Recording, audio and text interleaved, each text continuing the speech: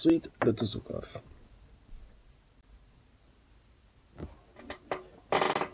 Oh, that's a sweet boy. Oh, a sweet boy.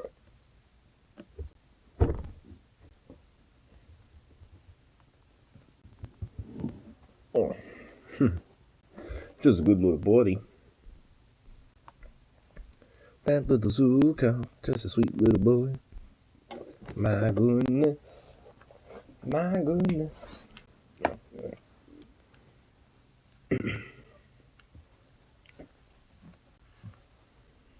Yeah. You buddy.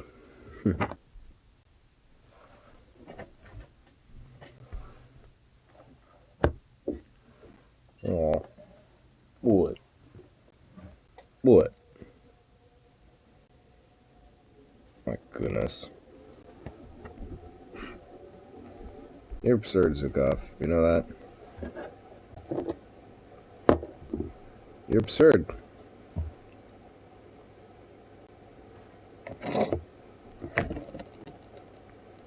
Can I help you? Heck yeah, and I help you.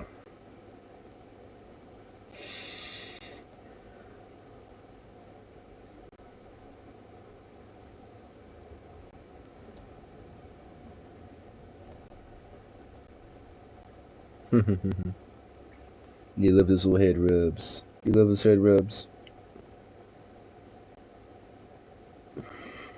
Yeah, you love those head rubs, don't you? Is the yes, bliss, bliss, bliss. Now you want some chest rubs and some neck rubs. Oh, you silly thing. You're just a handsome boy. That sweet little buddy gets wheezed. Just sweet little Zuka if you weasel buddy.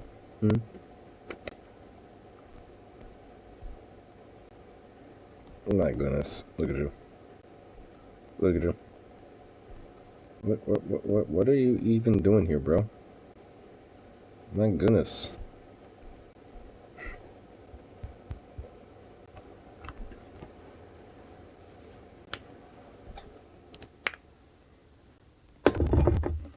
My goodness, Zukov.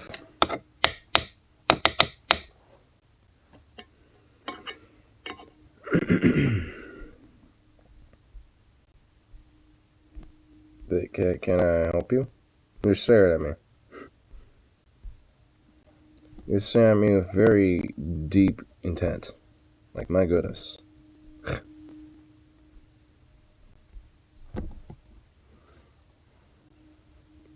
Oh, what an absurd dog. So absurd, but nonetheless, just so damn cute. It's so damn good, isn't it?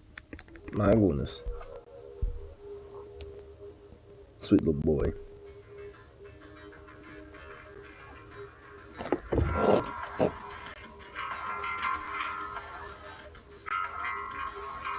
I feel this might actually get loud pretty quick, hearing that funky bass slap. Okay. That was loud, but I turned it down. That would help with it.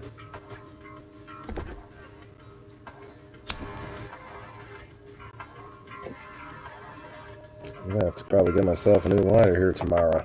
Son of a bitch.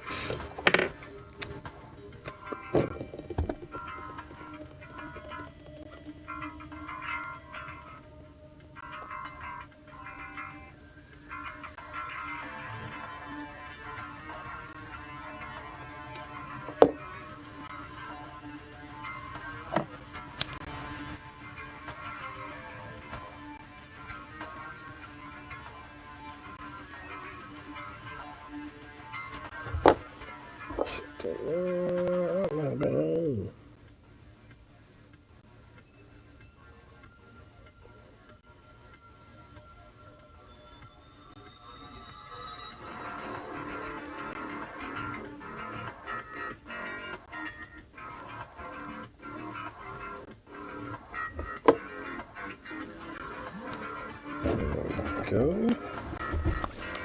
Down, down.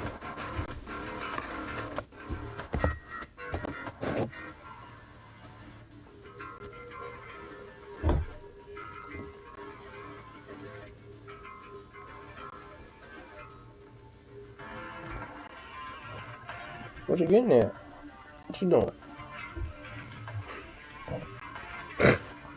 Smush his face.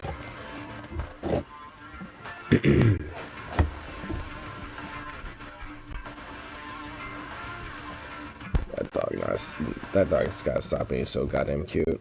It's absurd. It's ridiculous. Truly unacceptable, as per usual.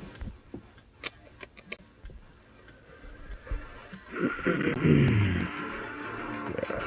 Let's see what could be going down for 2.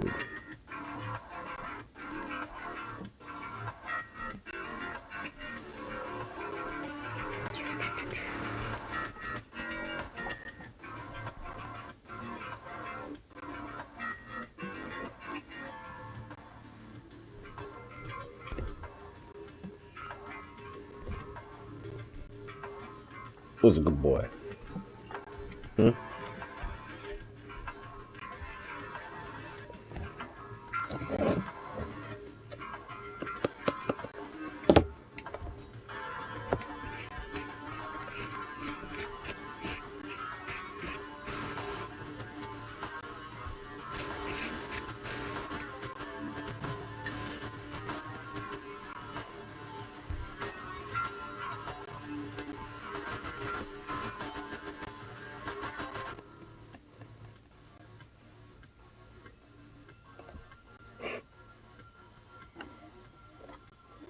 He's such a tired little boy.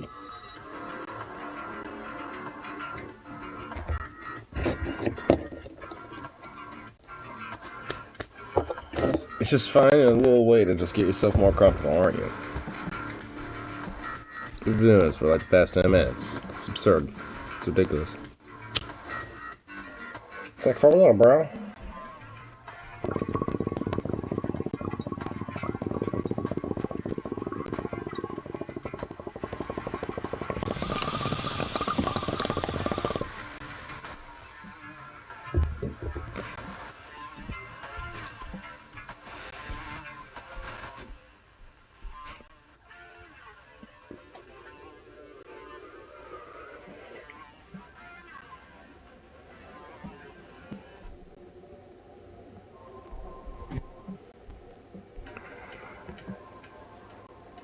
Oh, treat like either.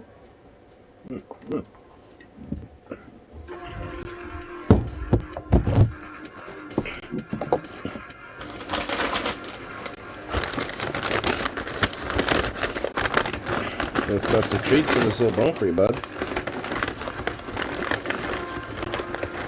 Make it work for some treats.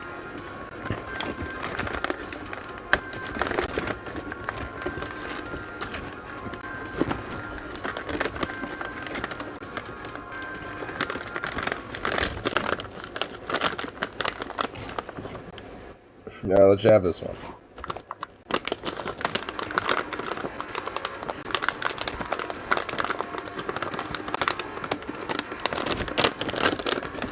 Yo, Doctor the High Seas MC, what's up? On my way downtown to smoke a beer.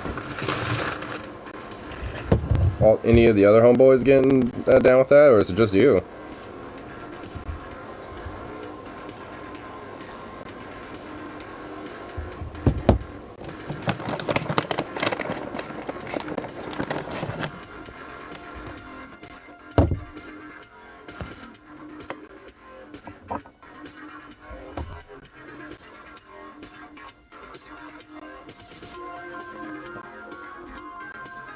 Just me, everyone's busy. Damn. That kinda sucks.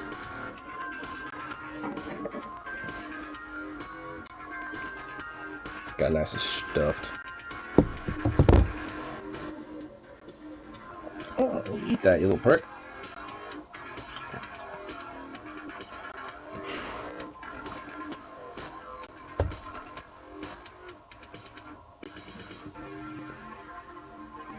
We'll get this in a sec, you gotta finish that. Alright.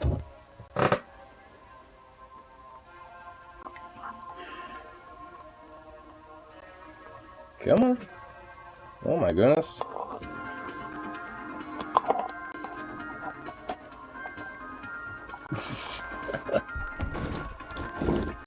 You silly boy.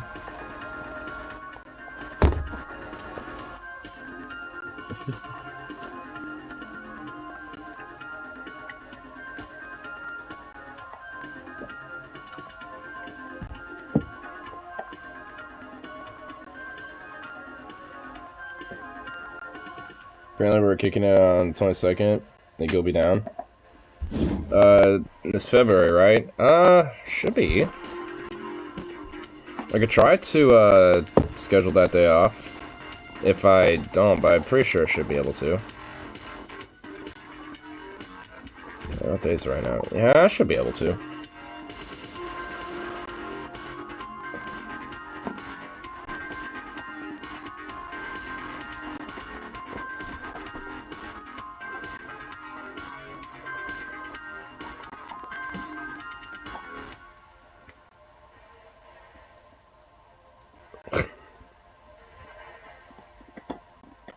This dog is trying so hard to get this little treat out of this. It's funny. He's doing pretty good, though. He's getting it. Here, you can have it, buddy. Take it.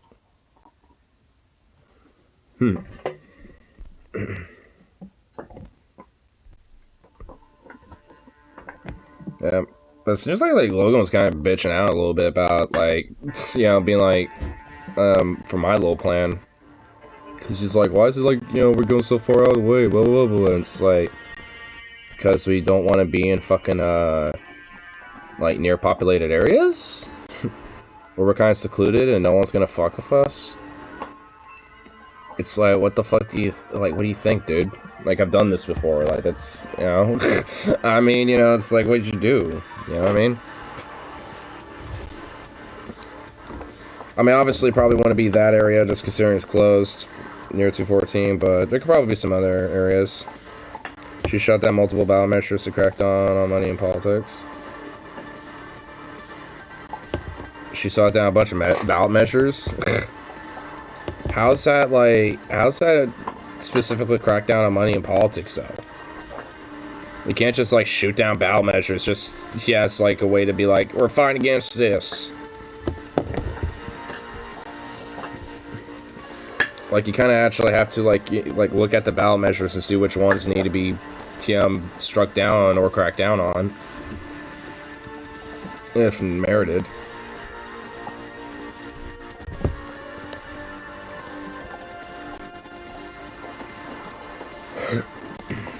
Ballot measures were to crack down on money in politics. Oh, okay. Well, that's even worse. Well, fuck her then.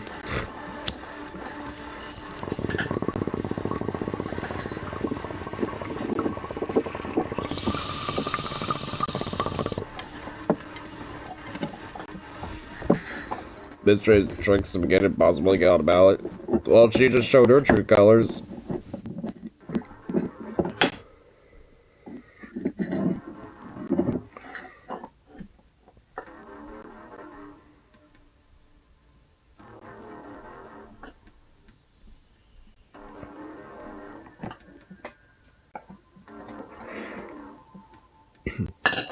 Just making him start the process over, which means it's too late to start gathering signatures. Wow.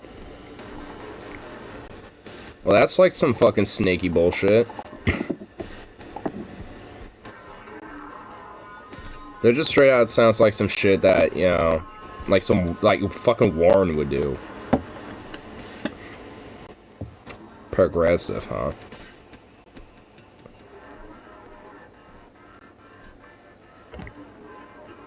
I guess drug decriminalization is okay, but getting money out of politics is going too far. I guess so.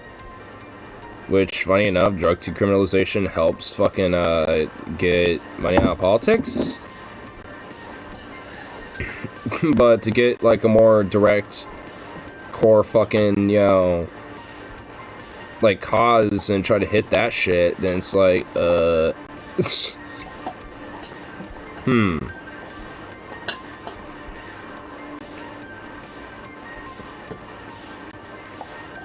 Well, she originally ran anti-landlord and got the statewide rent control passed. Whoop tunnel. I mean, that's at least good. So what makes her shoot this shit down then?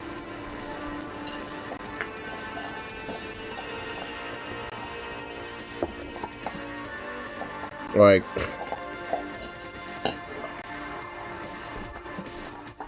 was it just like some weird bullshit. Like, is there like, was there something in the legislation maybe that was actually some bullshit?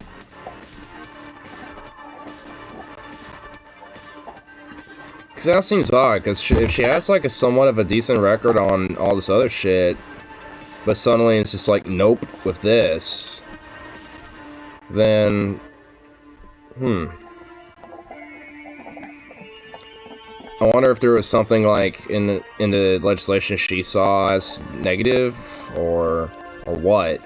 Not saying it justifies it, unless there was something legit like snaky and weaselly about the legislation that nobody knew about, that she caught, I guess. But if she would probably, she should, if that was the case, she should at least, if she hasn't, you know, come out with a statement saying like, yo, here's what was in the legislation, it's the reason why I shot it down, because this actually, you know, would make X, Y, or Z worse, or whatever the fuck. But, you know, like, is it really that? Or is it, like, something else going on? Or is, you know, lobbying money getting into her now? The lobby dollar suddenly, you know, like, hit her desk, and she was like, huh, this money seems nice.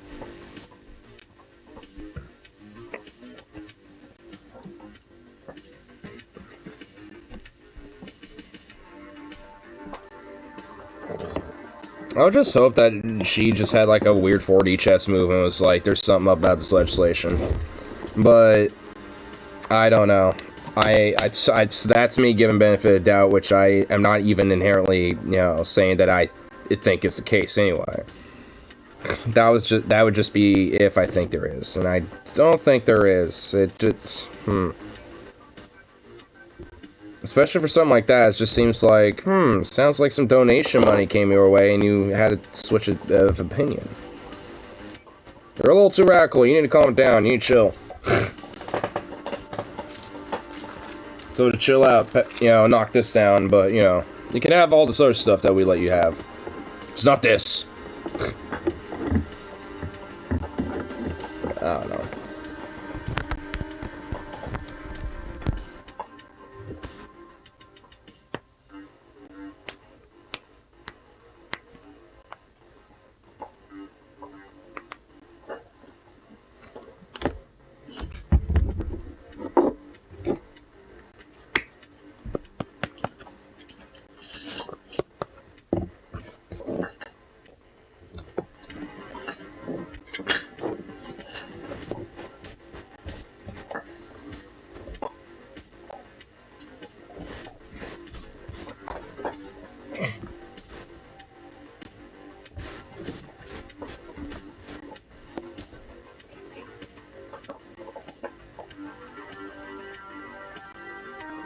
It just dawned on me what he meant by tunnel.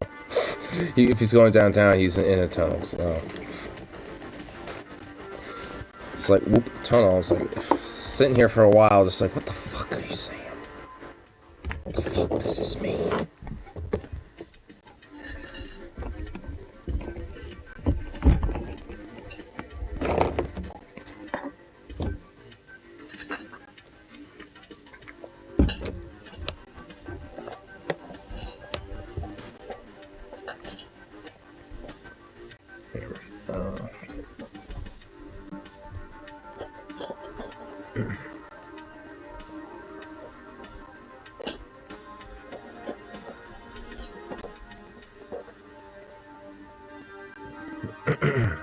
Let's see what else is going down with tube wise.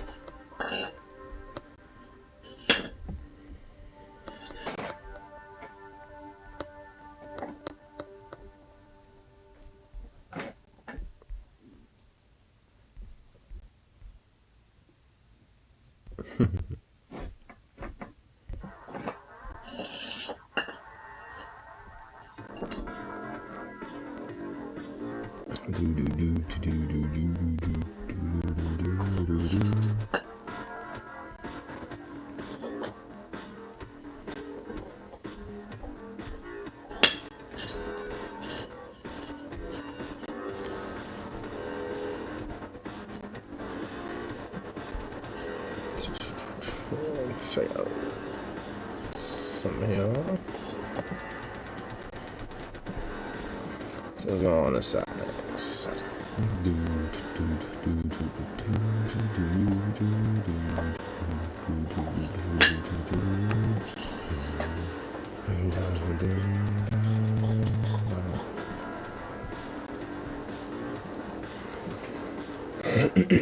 He's still going after her. You're still getting that thing? You're trying.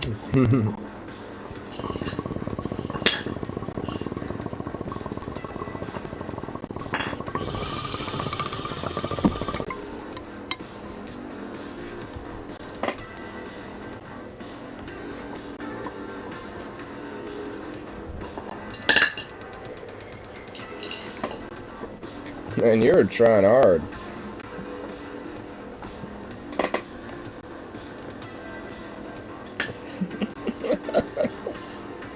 It's so goofy.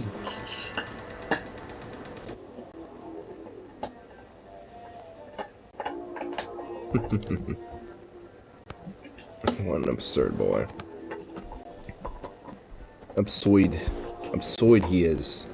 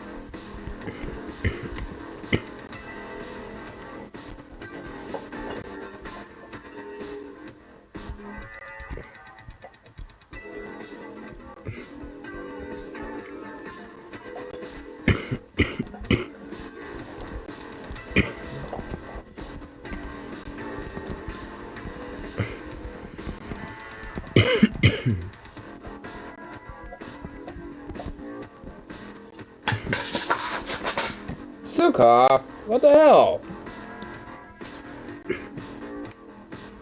Really, bro? Well, clean it up. You little dork. I know how you're gonna clean it up, too. It's gonna lick it up. Little freak.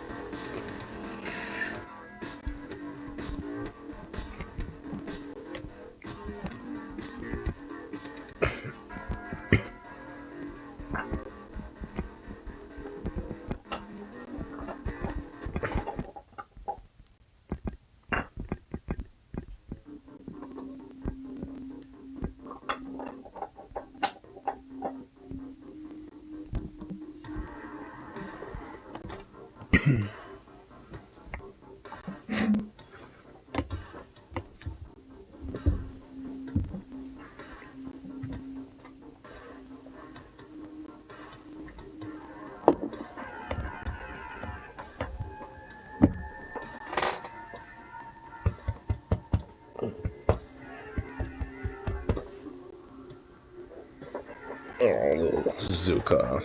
Just gotta be just too sweet.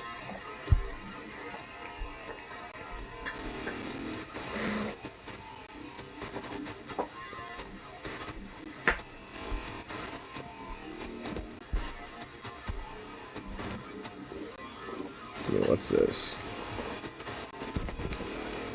Canadian chuds are hilarious. What the fuck? Some more of them? Boy. Oh boy. These Canadian chuds, don't you know?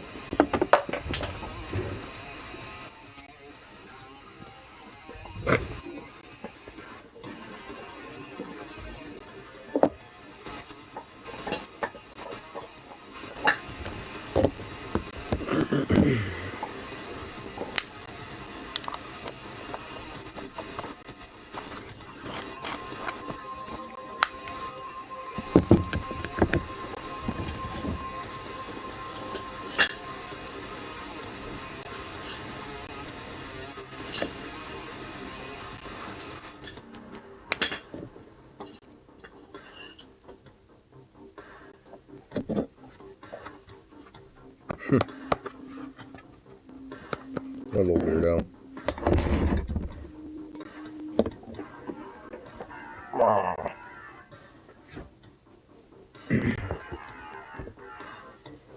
Smoke up this bowl. See what some of these Canadian chuds are about, because oh my god, this is a little interesting.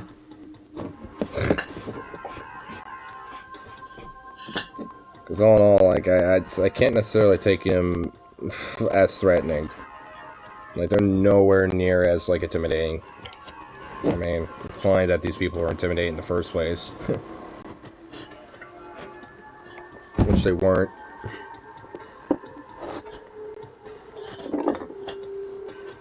You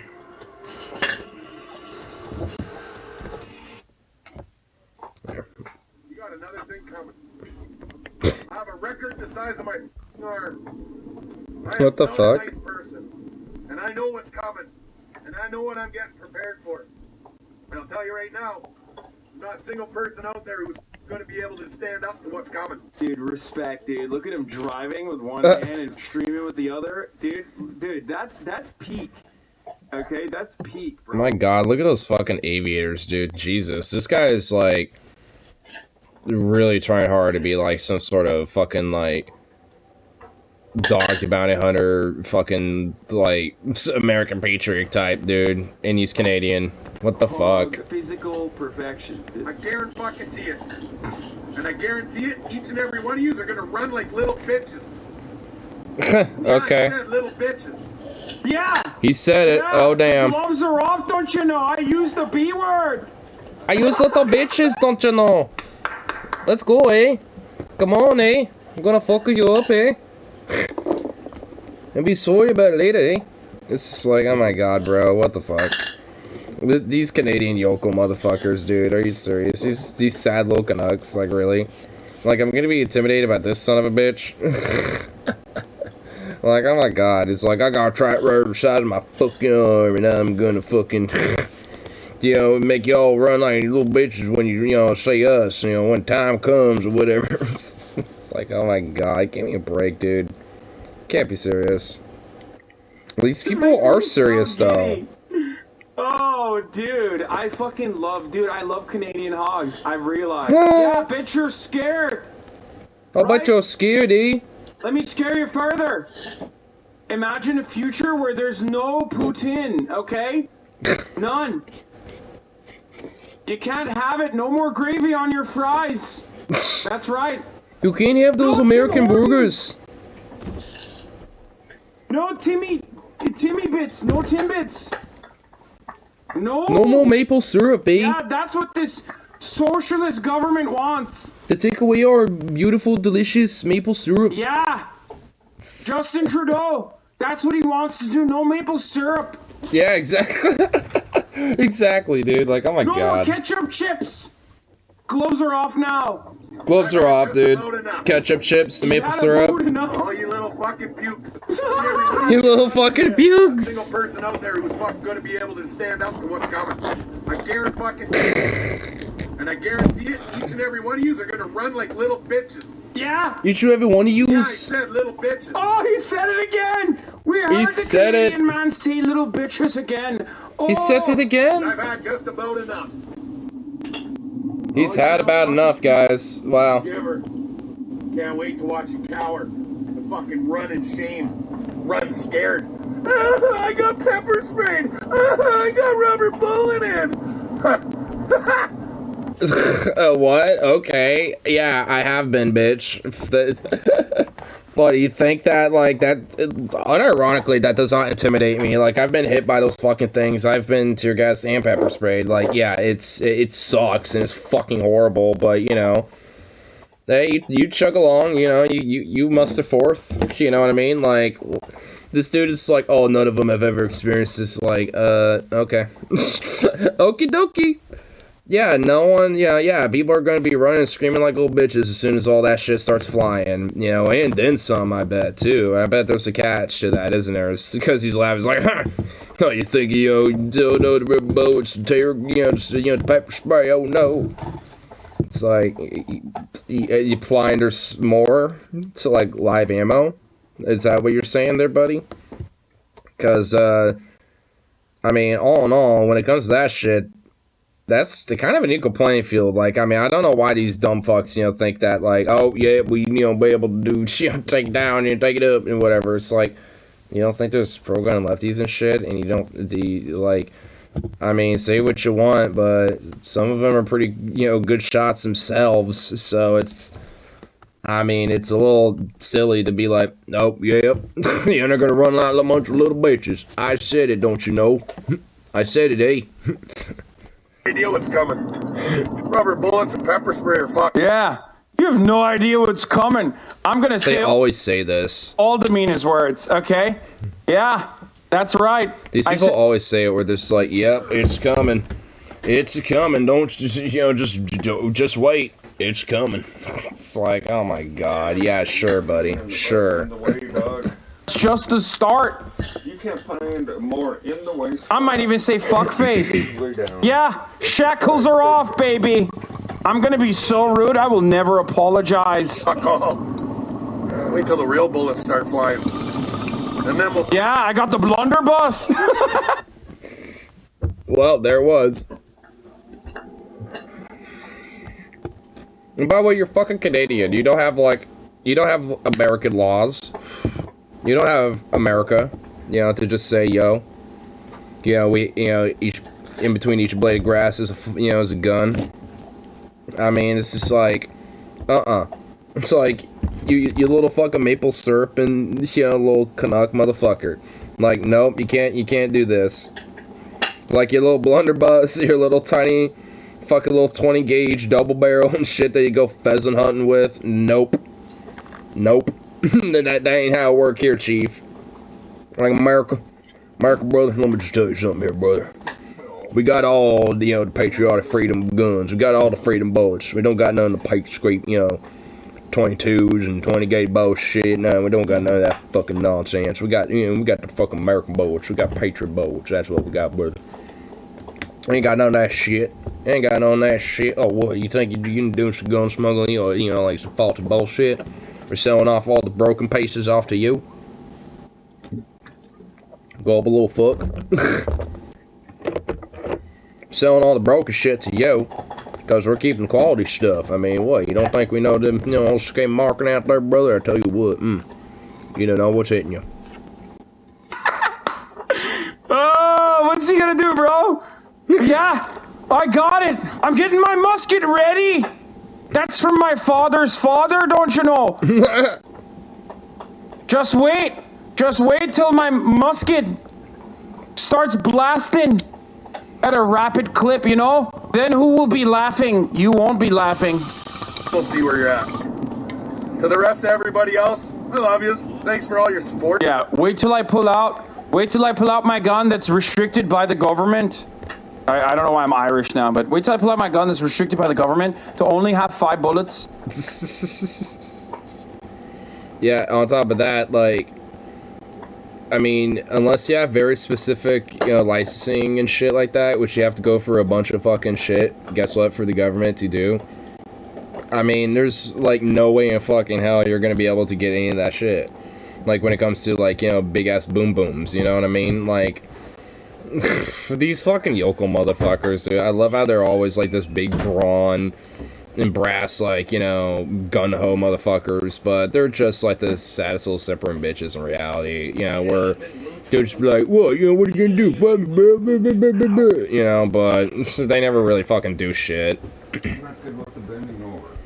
They just it's fucking, so awesome. I mean, all they really do, basically, is just fucking, like, bitch and moan like goddamn chihuahuas and shit, and that's really about it. Just exporting the chuds, and also, yo, get fucked, Canada, okay? I'm sorry. It just makes me so giddy when we give our fucking reactionary brain rot to other countries. Like, it's great. It's fucking great, dude. I don't know why the fuck you haven't sent down, like, the Moose Riders, okay? The RCMP, where are they?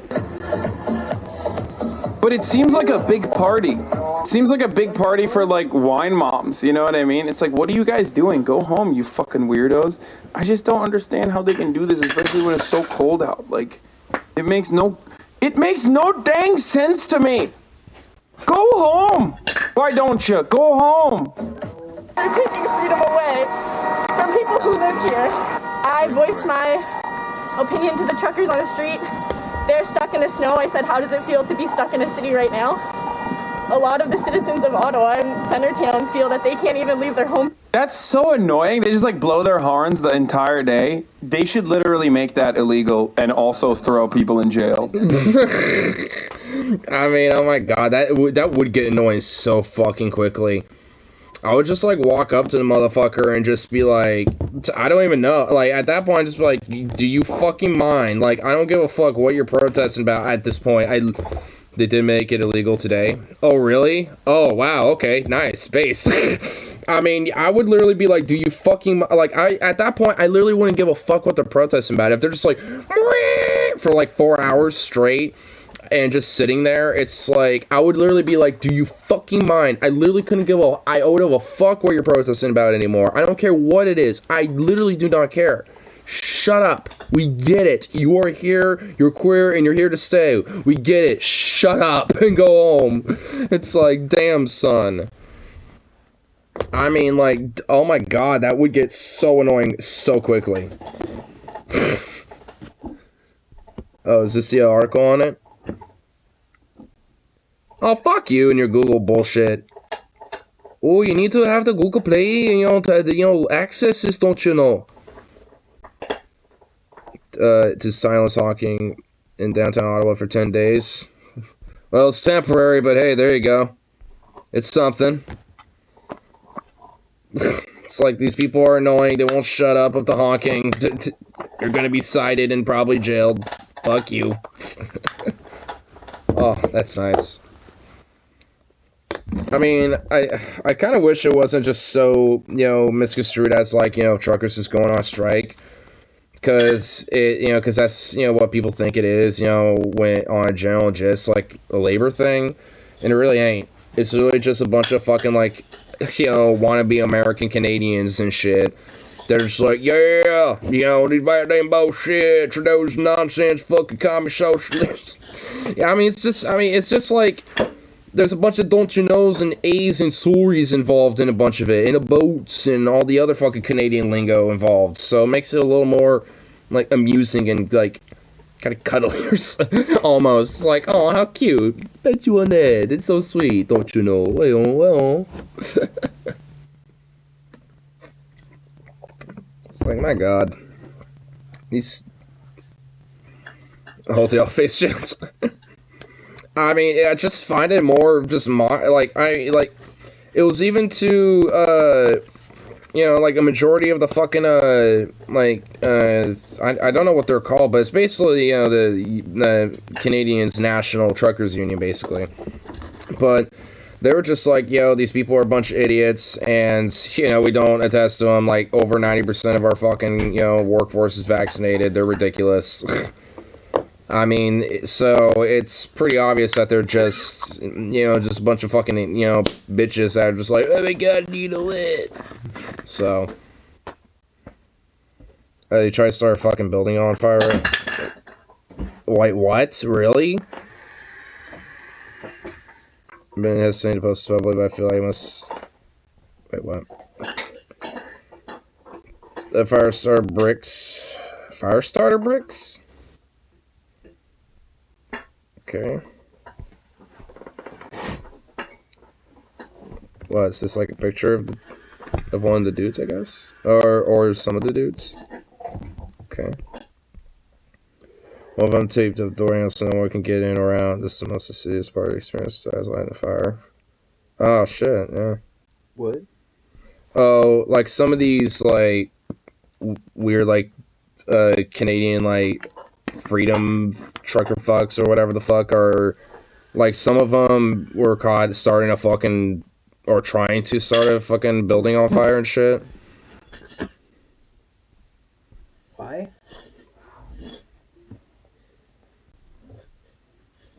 I mean, there are clips of, or at least little clips of, them there, and, there's some fires and shit, so it's like, what the fuck?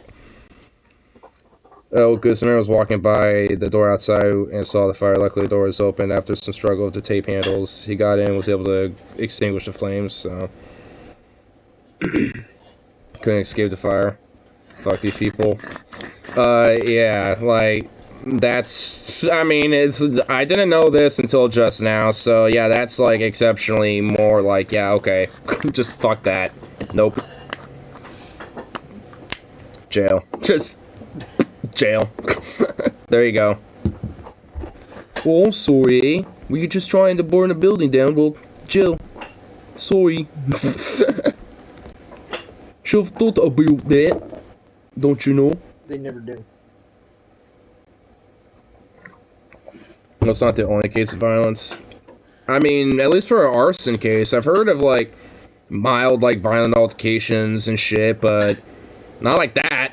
So, but when it comes to, like, mild, violent altercations, like, you know, like, scruffles and little tuffles and shit, or whatever the fuck, you know, it's like, that, to me, is just kind of typical, so I just kind of, like, alright, whatever. You know, because that shit happens at this point. That's kind of par for the course. I'm gonna cough my fucking shit off right now. Fuck you.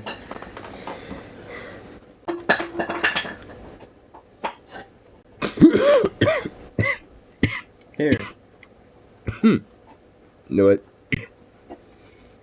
Well, there was enough to get GoFundMe to pull them. Go figure. It's a 20.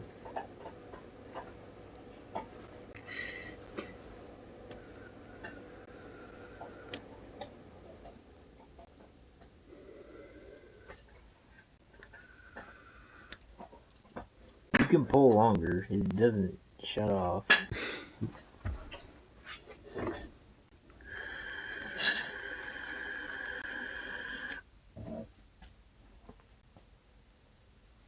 Well, you lucky googity doo to you. I'm 20.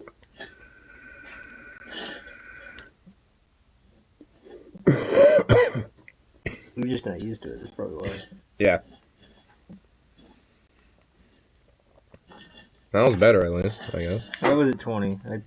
I said They're gonna be on the hook for killing people eventually. They can't get to a hospital in time because their damn trucks are in the way. I mean, can't there be, like, industrial, like, towing trucks to fucking, like, come in and just, like, tow them one by one? yeah, that takes forever. I mean, you know, I've seen people do the, like, when they wreck the semis, yeah. it takes them, like, 45 minutes to just get one hook. Oh, my lord. I mean... Yeah, I mean, it takes time, but it's just, like... I mean, They have it, but they don't have as many as you think. Wait, what's this? Removing trucks could be almost impossible, says having towing experts. Are you fucking kidding me? What'd they say? So removing trucks could be almost impossible, at least, you know, with having towing... Heavy-duty towing experts say it will be difficult or impossible to remove the hundreds of heavy trucks entrenched in Ottawa's downtown unless the drivers allow it. No. Actually, no, it has to be the company. Well, a lot of these could be drivers' own personal vehicles, too.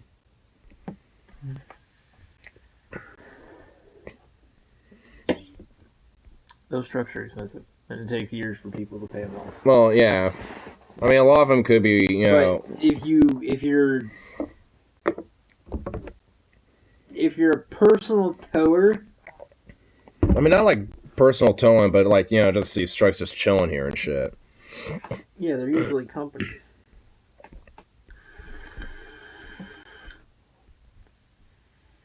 I know I'm going to sound like a dickhead when it says, but 90% of the people who drive aren't Americans. I mean, these are like Canadian truckers and shit specifically, just like in Canada. No, they're everywhere. Trust me. Well, yeah, they're everywhere. A lot of them have to drive internationally or regionally and shit. Did you hear about the guy who got a 110-year sentence for killing 3 people? No, because honestly, at this point, those stories are just like a dime a dozen. I don't even pay attention to half of this shit anymore. He was a trucker, and he got 110 years. He had an accident, and they fucking gave him 110 fucking years. Well, it depends if he was like liable or not, I guess. But I mean, or culpable. But No, I mean, his brakes failed. brakes failed, so that would be the fault of the ownership of whoever owns the vehicle. Yeah, but giving somebody 110 years for that? That's kind of weird. Yeah, I mean, if it was owned by the company, it was obviously the company just put the blame on the worker and just basically put everything, to like law-wise and financial-wise against him. Yeah. And thus fucked him over and keeps the company nice and squeaky clean. I mean, honestly, that type of behavior and tactics and shit isn't new, so... The guy's talking about guy's sentence reduced from 110 to 8. Oh. Oh, okay. I didn't know his sentence got reduced. Yeah. Last I remember, he got 100. Sorry, 10 years, not 8. Oh, so 10 years, okay. Still just a decade, then. Okay. Yeah. Less than a decade. Isn't a decade 25 years? Isn't a decade 25 years? A decade's 10. Okay. Well, at least he got reduced from... Governor reduced it? 10 to 10. Oh, the governor reduced it? Okay. Yeah, I don't know really much of anything about that specific case. Because, again, like, a lot of these different types of, like, oh, this person died, this, that, blah, blah. It's like, it's such a dime a dozen that I'm gonna be honest, I don't really pay much attention to all of them at this rate.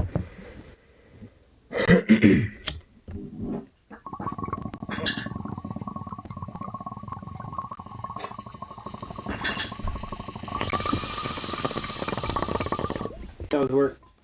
It wasn't too bad. Yeah. Pretty chill. The customer was like, wanted to tip me, but she did have cash. And she was like, next time I'm gonna have cash so I can tip you. Dude, that was the only cool thing about working at Safeway. Is that we had the chill ass customers that would fucking tip us. Fucking Winco, we had people that wanted to tip us, but we're like, yeah, we can't do it, we're on camera. Yeah, and they probably check your cameras a lot more than, yeah. They don't with us, so that's why I'm like, yeah, just leave it on the counter, we'll just, I just leave it tell on the counter, you're fine. Yeah, I'll just say we're not technically supposed to, but I don't decline them, just leave it right there, and, I'll just pick it up.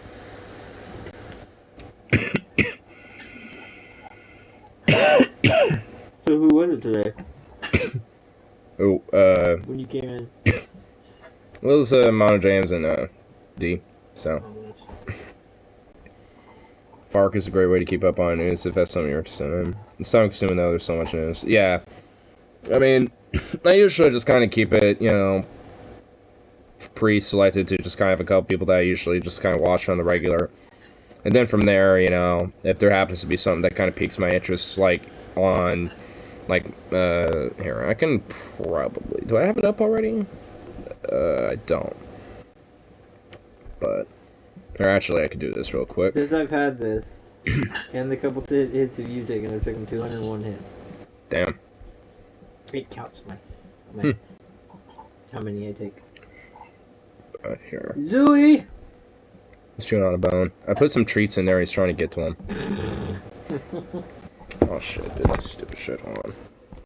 Okay, there we go. Anyway, but I have this app. It's called News Pop or whatever. It came when I had the phone and shit, but I use this too, and it just pops up random bullshit.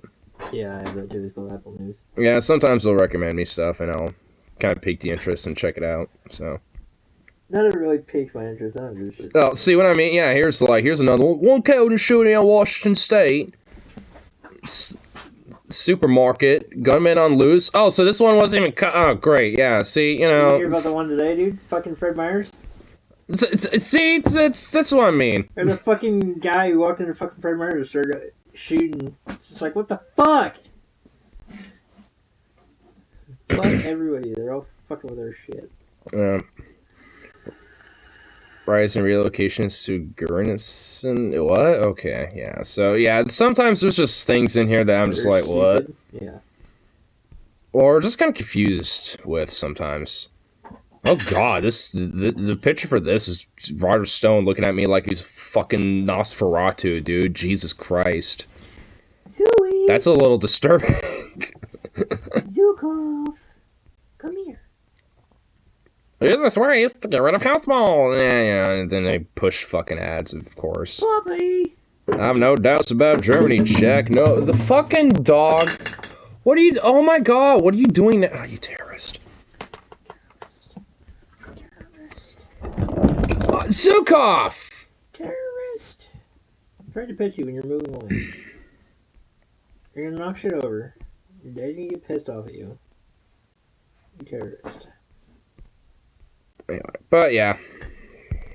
And also, you know, there's some local stuff. Here, let's see. Oregon's weed capital pushes... Wait, what? Okay, you know what? Alright. Pushes to raise local cannabis sales tax. Boo! Andrew's like, fuck!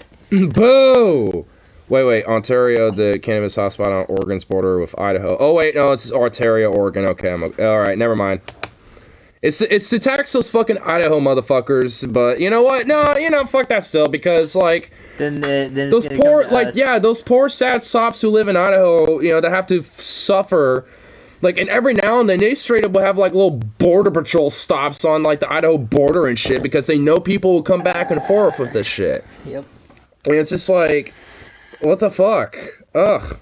It's not even necessarily, you know, at towns either. Like, sometimes you'll just be kind of going for the highway, you know, cutting through, like, that tiny little snippet, and they'll have them there, too. It's like, what the fuck? The last city's county needs to assess a 10% tax up from the... Oh, so this is just cities and counties. Boo! Yeah, I'm not too fond of that one. I'm not too fond of that 100%. Because then weed prices go up, and I don't want that, no. Like, it's already not enough? I mean, I'm just saying because weed's fairly cheap right now, you know. It's been like it for a while, too, because it's just surplus. Medical card holders exempt. Well, yeah, they don't get the sales taxes. Rec do.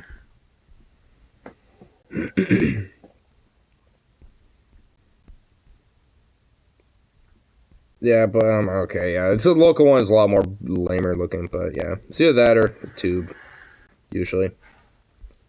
Sweet, so get a card. I mean, there's some caveats with that one, though. You know, Caveats, you get fucking great prices if you have a fucking card. But there's other certain things that get prohibited when you do. Yeah. Which, looking into it, it's like, I don't necessarily want some of these things prohibited. Yeah, and it's fucking like $200 a fucking year, too. Like what? The ownership of firearms. As far as I understand, if you have a medical card, you... can't own a firearm. Yeah. Which is a little stupid in my opinion, but that's one of the reasons why I just... honestly, I mean, if it was the case where there's like a case-by-case scenario where... You know, depending on your particular case of why you have a medical card, you know, it's like, okay, then it won't be a big deal to me. Because for me, it's mostly just social anxiety and, you know, food-wise and stuff. You know, because sometimes I get a little sick in the morning, and having a little bit of weed, you know, for a wake and bake helps get food down me. So, you know, that type of shit. I mean, you know, like, I mean, so it's not even like, you know, a major, you know, deal. I mean, honestly, it's a manageable thing even without the weed overall, but, you know, it's not really a big deal to me overall. Like, I don't necessarily absolutely need a medical card. And also, I mean, it's like, if the taxes go up, it's like, okay, I mean, whatever. Anxiety is a legit condition. I mean, I know this.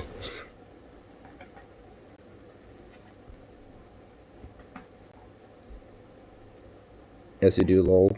It's a good layer of protection, save you money. Oh my god, you little snarty pants.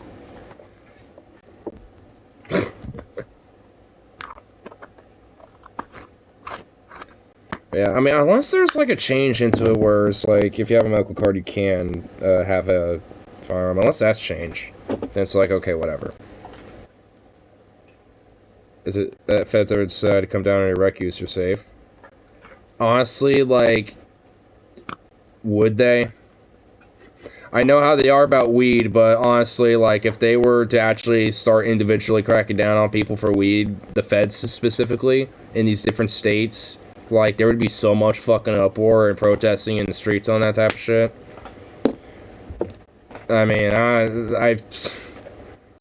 I mean, I don't know how good that necessarily look for, you know, the Fed on that one. Not like they already are looking like shit, but I mean, they're trying to do PR shit. They're not trying to make it worse, you know? So...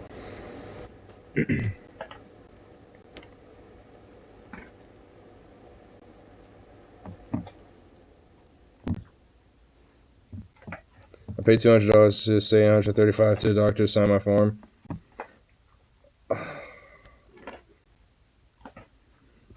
Well, that's one thing I would need to at least deal with right now is money. To do that. So. Just keep me in back pocket if you reconsider. Well, I'll have to look into some, some of the things about that, at least for Oregon law specifically. So, all in all.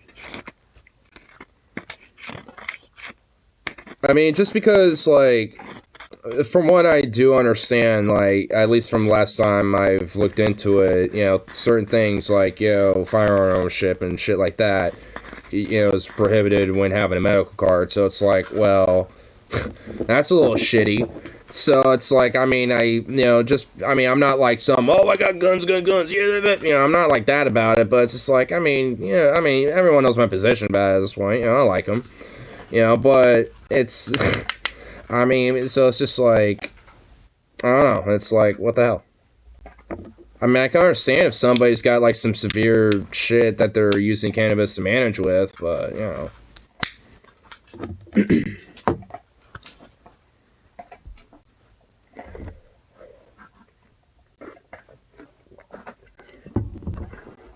I mean, it'd be really fucking weird if it really is the case, and it still is true if it is. Because, like, obviously alcohol is a normalized thing, but you could do so much more hazardous, dangerous shit with that, while, like, playing around with guns and, shooting targets or whatever, than weed. Like, chances are, while you might miss a lot of shots or whatever the fuck, you're probably not going to be at, in any more danger than you would sober, at least when it comes to weed. I mean, if anything, you might just, like, sit in a chair and then fucking shoot, so if anything, you might have more accuracy, who knows? So it's just like, okay.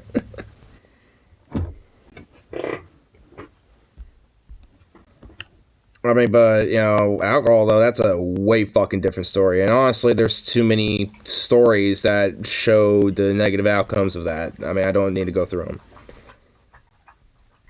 Do you have class solidarity? They do. Damn true. Oh, God, this is a disgusting fucking picture. Jesus Christ. Oh, look at this fucking wretched crypt keeper. Oh, fuck, look at these soulless reptilian eyes. Look at the soulless reptilian fucking eyes. Oh, look at look at this war criminal fascist scum parasite. Ugh, look at that smug smirk. Who the fuck is in the corner over there? Who the fuck is that? Oh, poor Willie. Poor Willie, he's just like, oh, there's Monica over there. I'm just kind of wanting to play my sax and, and have sexual relations. Alright, I don't get any sex from Wheeler anymore, and even if I did, I wouldn't want it. And then you got this, like, I fooled you all motherfuckers, look where I am now, look. Fuck you, you world, you piece of shit. She's just there. Like, honestly, she's just like, I'm just kind of here, so what's up, y'all? Here, I'm gonna kind of smile and, yeah, just be here, I guess. Like, she's the only one I'm like, alright, you just kind of have this look of like, yeah, I'm kind of here. I really never really wanted to, but I guess. Here, hi. And, wait. They got Melania in here, but they don't got... Of course, they'll take his wife. His trophy wife. They'll let her be there. Of course. Wow, I'm not surprised. Is that Monica? Or Melania? Monica. Monica, what the fuck? That looks like... Yeah, I'm pretty sure that is. And who the fuck is this in the background? It's a chick, but that face looks like some old dude, like with a buzz hair or something, but it's too cut off for me to figure it out. Pelosi. Oh, God. Oh, you're probably right. It is. Oh God, that probably is Pelosi. Oh, disgusting. Oh God, no wonder I was like, it probably looks like a dude. Ugh, the crypt, like androgynous, like mummy that fucking like bestows the house. Ugh, I'm saving this picture. Open that bad boy in a new tab. Gonna save that bitch. Yeah.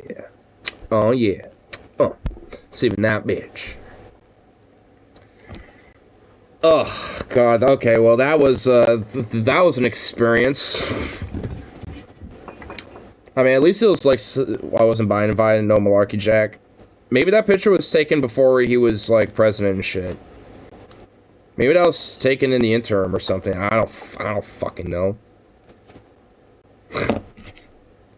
I mean, I mean, maybe, you know, if you make the picture a little wider, maybe he would be there or something. I don't know. But yeah, like, I mean, honestly, when you have all of them getting nice and cozy and smiley and, you know, probably popping champagne and shit, you know, it's like, whose side do you really think those motherfuckers are on? Including, you know, some of those who consider themselves to be progressive types and shit, you know, at least, you know, when they sold themselves, you know, to us. After they sold themselves to the owner class. It's just like, Byron probably took the photo. Which he probably did now, yeah. He probably, honestly, now you're thinking about it. But why wouldn't Jill be there?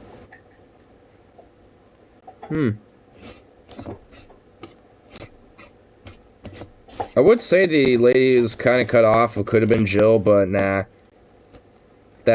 I love how it's Jack and Jill, dude. Or Joe and Jill. It's so close to Jack and Jill. Like, oh my God. Joe, Jack Biden, and Jill. You got Joe, nicknamed Jack.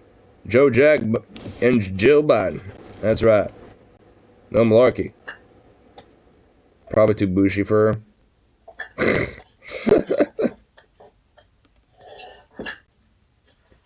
Man, if Joe was named Jack, it would be just a perfect meme team right there. Jack and Jill as presidents.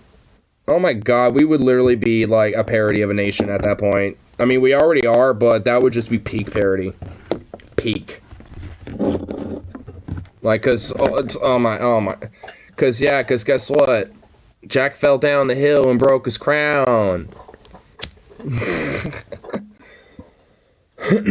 No malarkey of that, Jack. Let me just tell you. He went behind the gym and showed what for.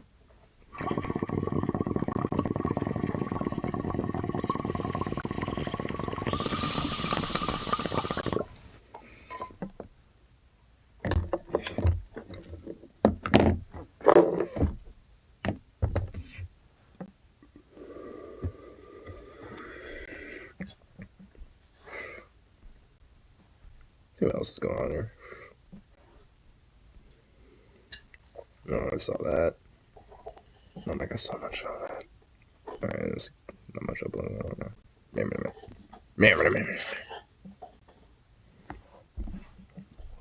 I just like whoever was on Hassan that entire time, just kind of in all that. Just had him up, just chilling. Saw him looking off of his sexy pink beanie, just. I'm not gonna lie though, Hassan actually looked a little stunned with his fucking like, kind of. What? Didn't he just have a mustache and now he's dude? His beard grow back that quick?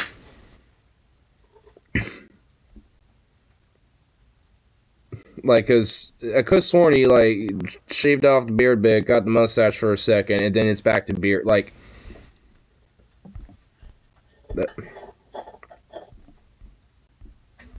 maybe I'm just having like a weird deja vu moment. It was already growing out a bit. Ah. It's so dark it shows again quickly. Well, yeah, it's so. And plus, I mean, I think, honestly, I'm just going to be honest, it's probably just a lot of the Turkish genes because, like, a lot of it is just going to be thick beardness going on with that shit. I mean, there's just, like, a lot of aspects, you know, generally in certain regions of the world where it's just, like, you'll just be hairy as fuck. I mean, so honestly, that's probably just, you know, the case of him where it's just like if he just literally let it all go, it would just be boom and like honestly, I want to see Hassan with long ass hair, dude, because that would be pretty awesome. Like he's got like some medium length going on, but he doesn't got like that long length and shit like I got going on. You know what I mean? Like, I mean, I kind of want to see what he looked like with that. Like, he would just let it all grow out and just let it be swept back or some shit. Like, swept it all back. Because he's trying to do that because it's in that awkward phase right now. But I'm just like, yo, grow it out just a little bit more. Let it get passed down that shoulders a little bit. Just let it grow out. Just let it all out. And start slicking it back a little bit. Dude.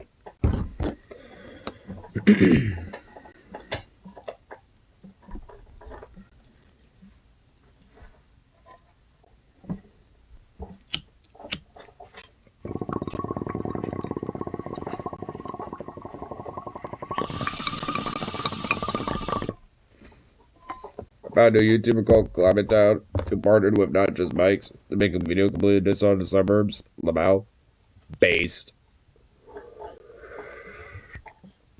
Awesome.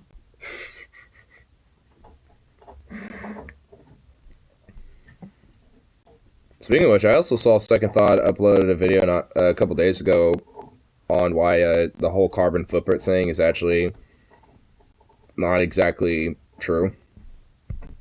And it's like, huh, I haven't seen it yet, but I'm just like, I am most certainly curious. Chance to watch it. You know what? Now that I'm thinking about it, I might as well pop it up here. Check it out. Where is it? Here we are. This episode and others like it are made possible by the generous support of my patrons on Patreon. We just did Second Thought. There to calculate. Okay, here we go. If you're living and breathing and watching this video, you've definitely heard of a carbon footprint before. Maybe you've even taken one of the many, many tests out there to I already knew that the massive corporations are responsible for the mass majority of emissions. Yeah. Calculate what your disgusting, unseemly, selfish carbon footprint is. Each one is like a little pollution BuzzFeed quiz, but one that makes you feel even worse than when you didn't get Chandler even after trying 3 times. Really? But my favorite bird is Big Bird. Surely that means something. Anyway, we're all pretty... Well, actually, TJ and Paul on the Onion Nuggets, I think their first Onion Nuggets in the year, they did they had one of their paid goals of Paul doing a BuzzFeed quiz, and they all of them decided to take it because they felt a little sus about it. And literally, they did all, like, it was basically, you know, I forgot what it was, but it was essentially like how, I remember, it was like, how sexy are you, essentially? Are you, like, super sexy, or are you, like, you know, not sexy at all, blah, blah, blah, you know, whatever the fuck. And it always had the same exact result, no matter what your fucking results were. They tried, you know, literally all yes, all no, you know, it's everything. And it was just like, the same results each time. So, honestly, those BuzzFeed quizzes are bullshit. Sometimes they literally have just one result for you, and that's it. Libs billion individuals, cons, blame farting cows, leftists, blame the corporations actually responsible for carbon emissions. Yeah, basically.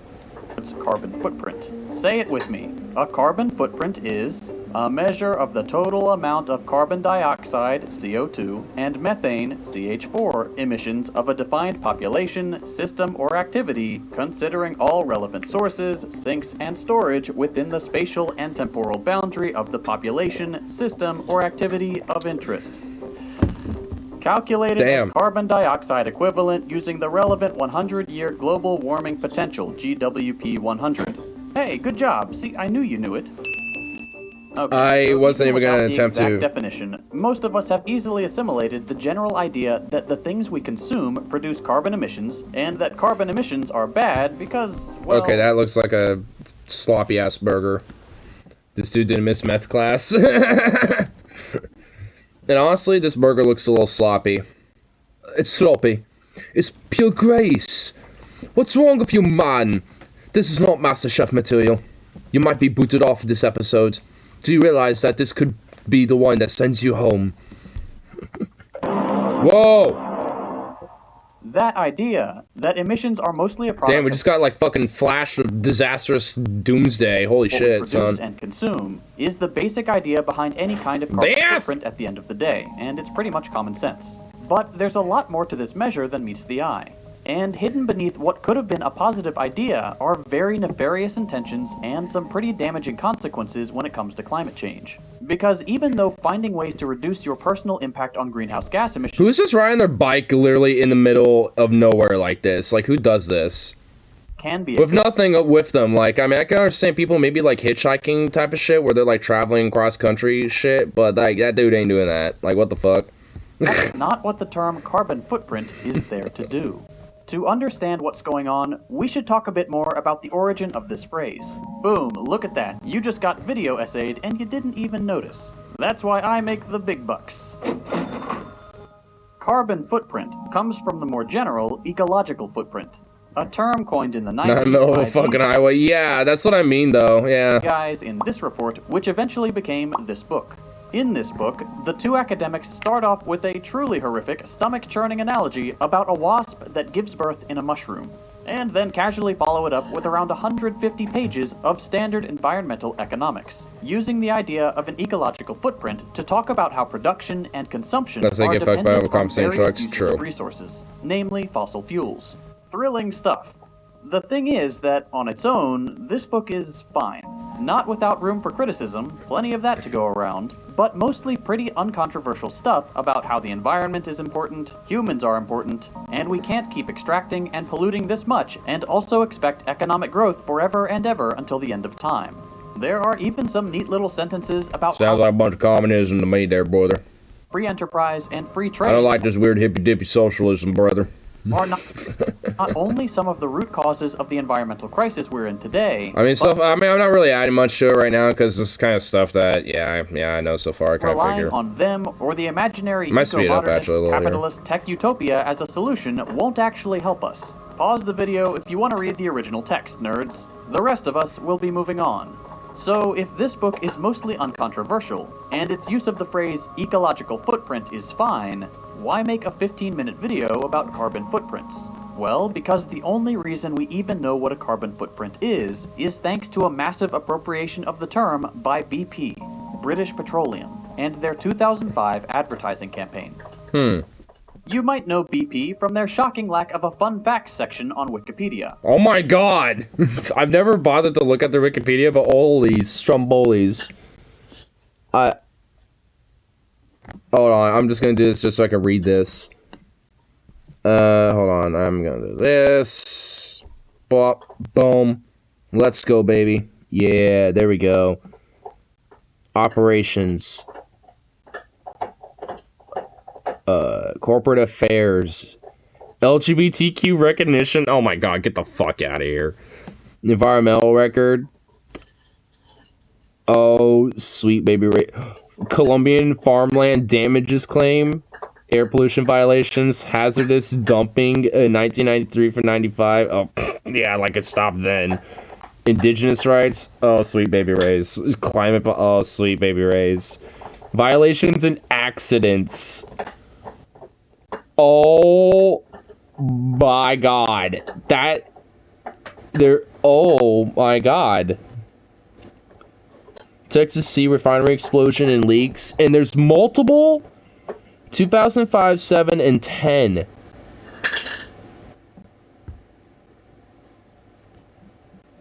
Bruh.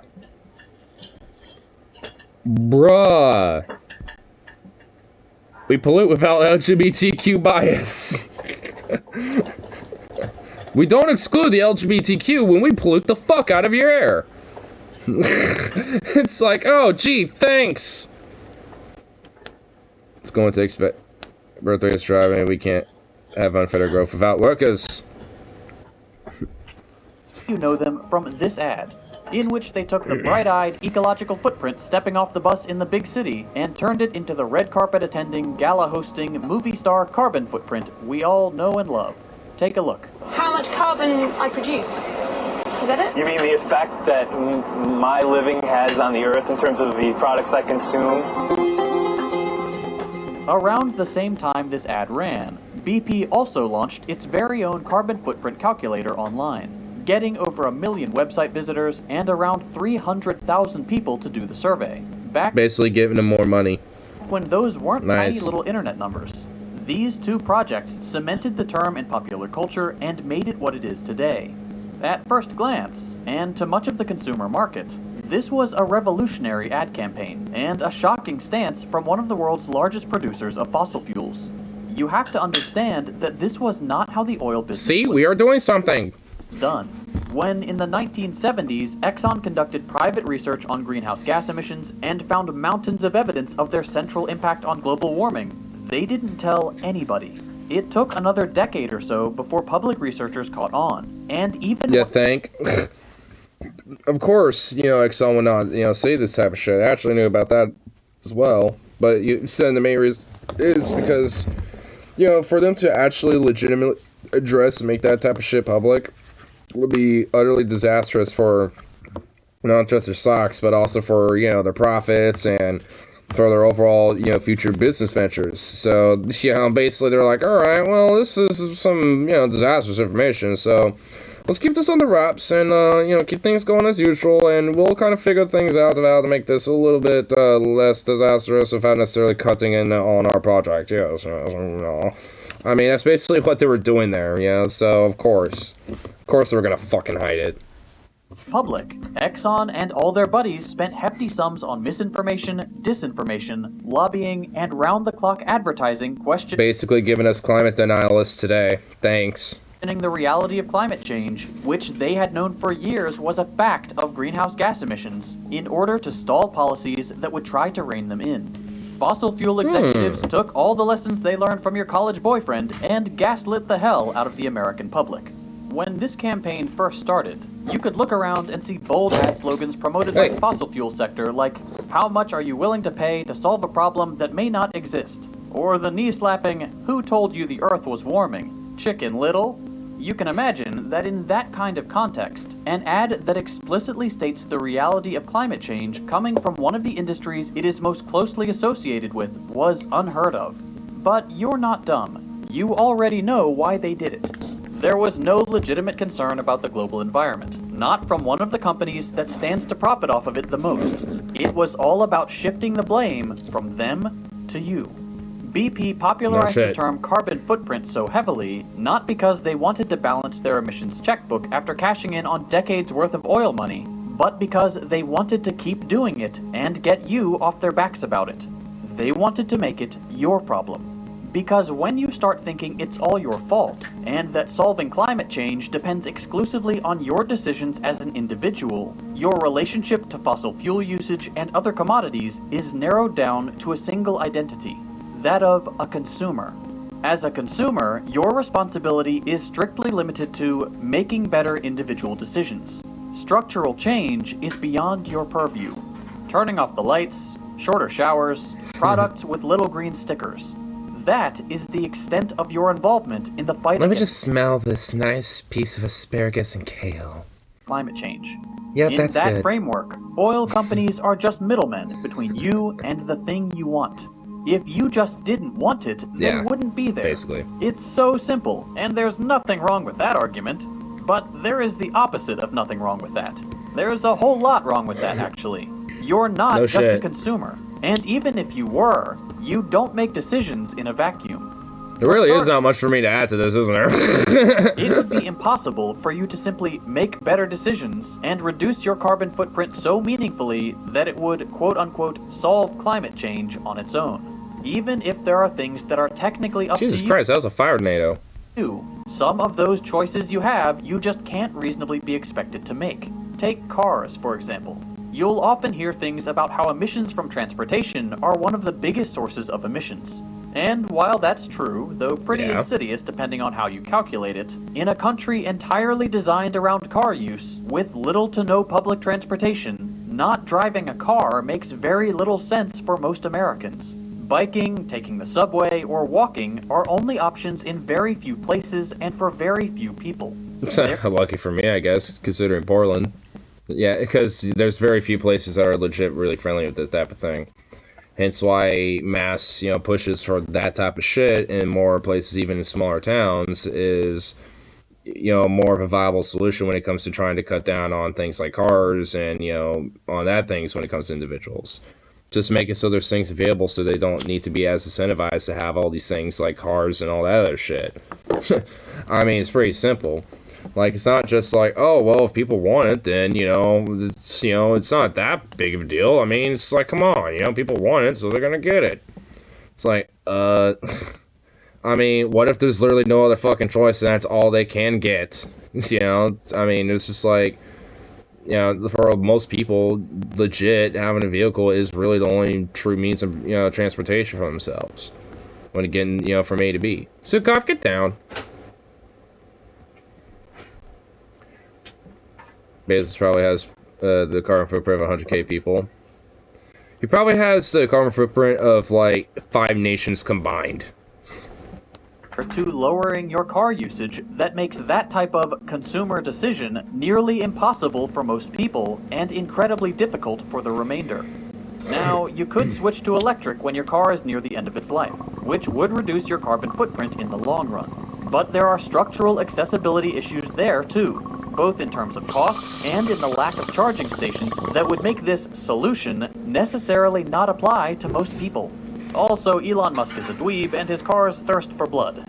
And of course, even if switching to electric means moving away from fossil fuels as a direct store of energy, your source of electricity will probably still be fossil fuel powered, and the electric car trade-off includes implicating more rare earth metals into your car's production. Once again, your limitations as a consumer mean that things outside your control get in the way of even the best intentions. Commercials that still create lion's share of pollution. Well, they do too, yeah. Single stroke engines for chainsaws, sleepers, and lawnmowers create way more pollution than cars now. Huh. Put a couple solar panels on my machine. Checkmate, liberals. Oh, and Yako Burr. Without the compensate owners of current equipment. Yeah. They have no Cadillac converter. Ah. So now it's a debate on who gets how much.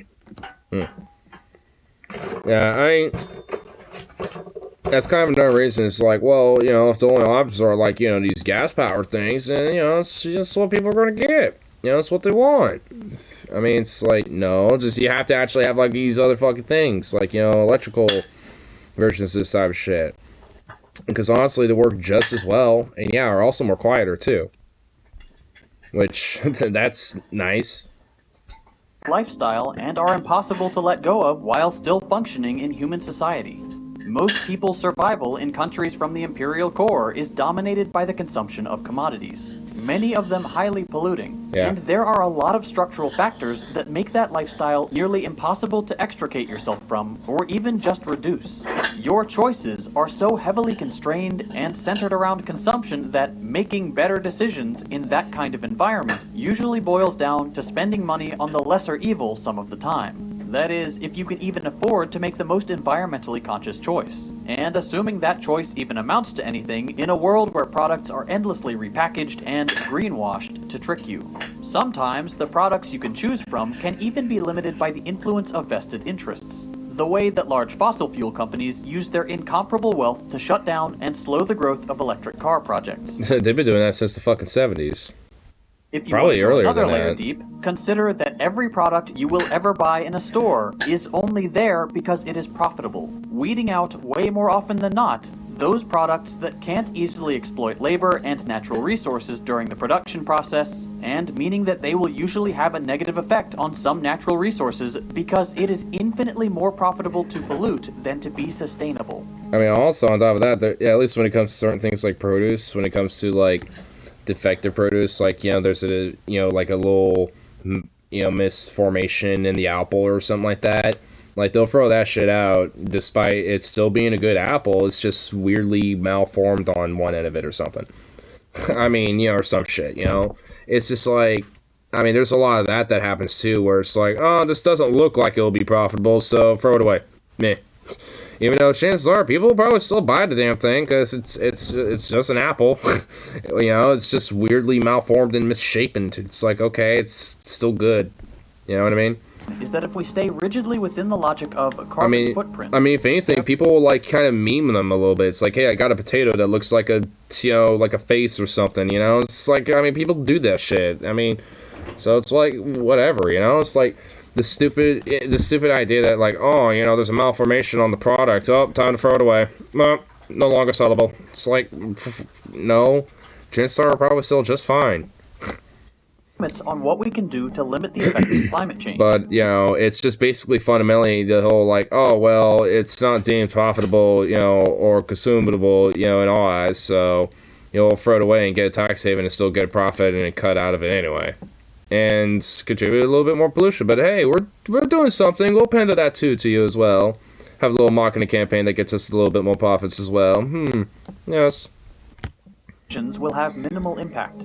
Think back to the part of the pandemic we called the height of the pandemic, when millions of people were locked in place and we saw a dramatic drop in the use of airplanes and cars. Our carbon emissions dropped less than 10% that year and shot right back up in 2021. Without structural change, even massive individual action, involuntary though that instance was, does not change the course on which we are set when we cannot adapt our normal routine away from this amount of pollution at a societal level. That's not to say that you shouldn't make the more climate-friendly choice if you can, by the way. For some people, there will be decisions around consumption that can and should be made when keeping environmentalism in mind. You should buy the more sustainable product if you can, and if you are going to buy that kind of product anyway. As an added note, there is some scientific evidence that people who consume more consciously are more likely to take that attitude into more substantial, collective political action. But do not stop at consumption. Individual decisions like these aren't solutions. They're little more than harm reduction. They do not challenge the direction the arrow is pointing. Solutions... We're all doing good. Look at us. We have cleaned the environment. We've saved the earth. Look at us clean up the random piece of recycling we found on the ground. I mean, it's actually good. I mean, don't get me wrong. But, like, that's really what it is, fundamentally. It's just, like, and sadly, especially if you're, like... I mean, around here, there's, like, different little bike trails and shit like that. But especially because of, you know, the homeless crisis and the homeless problem and shit. Like, when it comes to trying to, like, pick up, like, trash or litter or shit like that on the ground to kind of help the local environment, you know, for example. While it is a harm reduction, you know, overall, and it's still good, like... sad but true is that it's literally just gonna come back, you know, within a few days. Just because of, you know, a lot of these other fucking variables. Like, you know, because there's literally only so much one person can do. Even if you get a bunch of your buddies, you know, once a week to, you know, make a routine out of it. Like, there's that only does so fucking much. And that's, I mean... it's just pretty much like, I mean, honestly, the video basically is kind of stuff, you know, I already know about when it comes to the whole carbon footprint thing, you know, honestly, when it comes to the gist of it. Because, like, you know, when it comes to trying to, you know, like, hey, we need to, you know, address climate, you know, like, it's not necessarily on the individual level. I mean, obviously, there's things that an individual can do, and probably should if they can, and it's encourageable, and there's even things that can be, like, you know, learned as skills or trade, you know, or, like, even little trades and shit that can help contribute to lessening, you know, the blow when it comes to this type of shit. But there's also, you know, with that, you know, we're only going to do so much, and you're not going to be the fucking cure-all for it either. You know, it's like, the truth of it is, once we're at the top of the fucking pyramid. As it strangely is for pretty much almost fucking everything else. So it's just like, I mean, that's what it is. I mean, it's like, it's not going to be just one person, or like a little group of buddies or some shit. I mean, it's going to take, you know...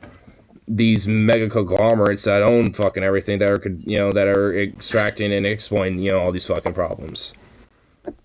And pretty much putting the seeds of denialism, which, you know, like, you know, with Exxon, like, a lot of the reason why we have climate denialism today is not necessarily just Exxon, but all these other fucking fossil fuel industries that profited and fucking pushed these campaigns to be like, hey, you know, this stuff about, like, you know, hey, the CO2 thing might actually not be a good thing. Oh, don't listen to that, it's bullshit.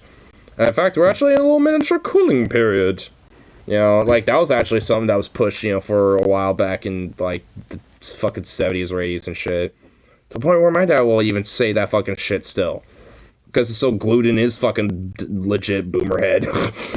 It's like, ugh, my god. It's like, dude, you kidding me? Have you not? You've lived here, right? Like, I mean, you know, you have eyes, right? You can see outside, right? Like, is it getting colder around here? No, it ain't. Like, what the fuck are you talking about? Like, what is this weird shit that you've been, like, you know, that was literally, like, propaganda from, like, Exxon that was spewed back in the fucking 70s? Like, what is this shit? I mean, you know, fundamentally, you know, it's like, they're the fucking problem. Not in, you know, one individual. I mean, even the individuals that, you know, kind of perpetrate the denialism, too, because they're just, you know, fucking, you know, manipulated into this, brainwashed propaganda and shit. I mean, I don't inherently fault them for it, because whatever individual choices they make when it comes to their lack of care or awareness to the environment isn't necessarily going to be a big of an impact in comparison to the big motherfuckers that propagandize that shit in the first place. So it's like, whatever my dad's, you know, whatever his, like, actions are when it comes to, you know, environmentalism and shit, or lack thereof, it's not going to be impactful in comparison to fucking, you know, like Exxon, or even, like, you know, other companies like Marlboro, or fucking McDonald's, and all these other industries and shit. You know, and Walmart, all, you know, it's like all of them, really. They all contribute. I mean, to him, like, you know, to them, he's just barely like a fucking little speck of sand when it comes to, like, how much impact he has. You know, and that's with his lack of fucking care. So, I mean, even with your own awareness of shit, like, how much of, you know, the real, like, impact do you truly have? Not much.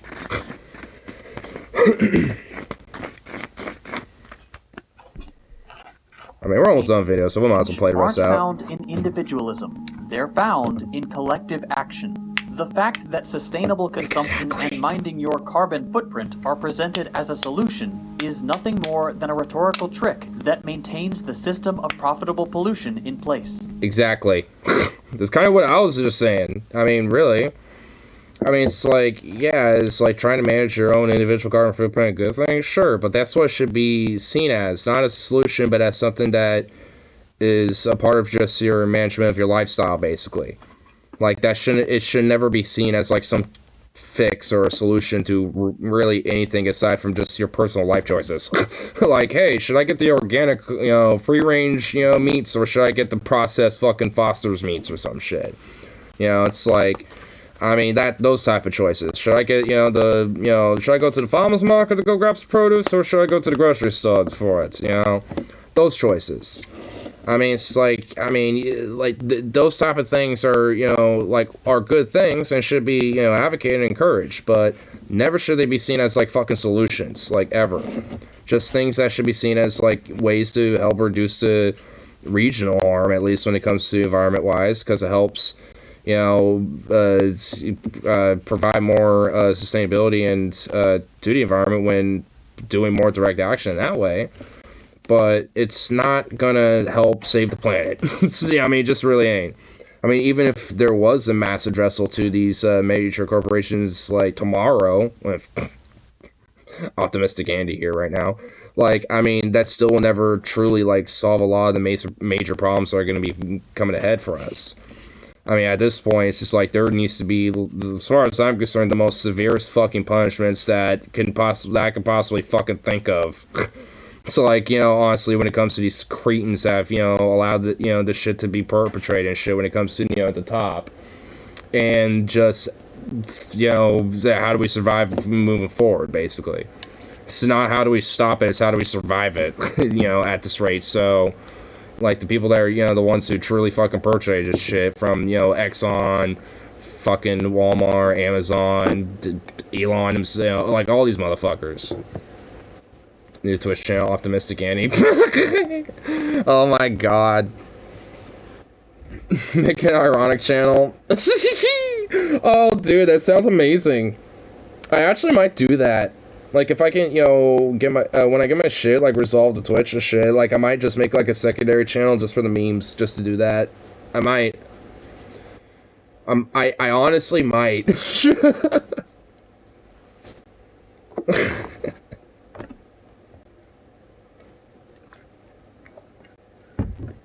Oh my god, that's awesome.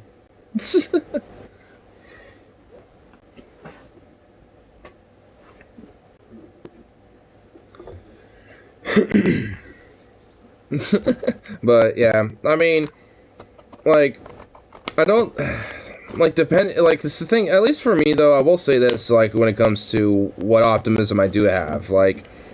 I mean, this, like, depending on how the species, not just, like, one country or the other, or fucking, you know, what, you know, or one region or another, but just, like, us as collectively as a species, like, depending on how we, like, respond to a lot of the shit moving forward, when it comes to the shit of the climate, I mean, that might, be kind of the make or break, really, and I do feel like, considering a lot of different ideological trends and political trends in different parts of the world, and here too, especially, like, I do feel like there is at least, a shift that is kind of, we're kind of seeing the proto-beginnings and some, already to an extent, of this type of shit right now. And if that continues, which I feel like, and I think to a certain extent is, then, I don't know. Like, I mean, I feel like there's at least going to be some sort of a pushback to a lot of this type of shit to where there could be a possible chance that, we could adapt and overcome them, essentially.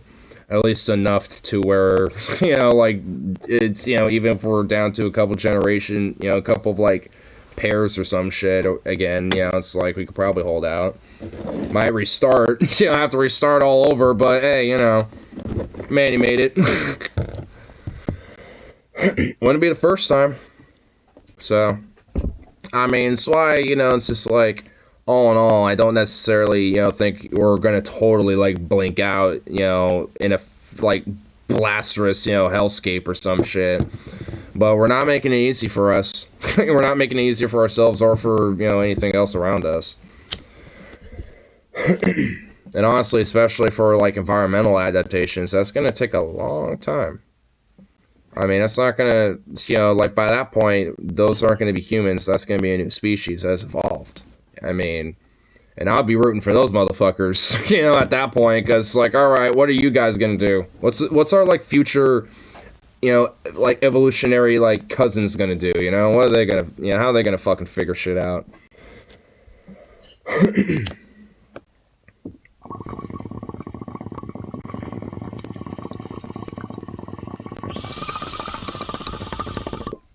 It's either that, or we have enough advancement in technology, included with things like a sentient AI, to where certain things like human emotion and fallibility are taken into considerations into solving problems, or at least looking at different solutions to different problems that we struggle with, and being able to at least figure out ways to deal with them at the very least. Like, honestly, I think that could at least be the best way forward, at least when it comes to a more stable, future in that way. But that would require, at least, more advancement of our own technology currently, which that type of shit we're definitely not going to see in our lifetime. But, again, that just kind of depends on how the species, species rolls. If there's pushback and addressal to this type of shit before, those type of things, then there can be, I think, more of a chance. But if not, then either Skynet or Return the Monkey. Like, it's like, I guess, one or the other, I suppose. And I think either way, we're getting Return the Monkey. Still like in those outcomes, so it's like,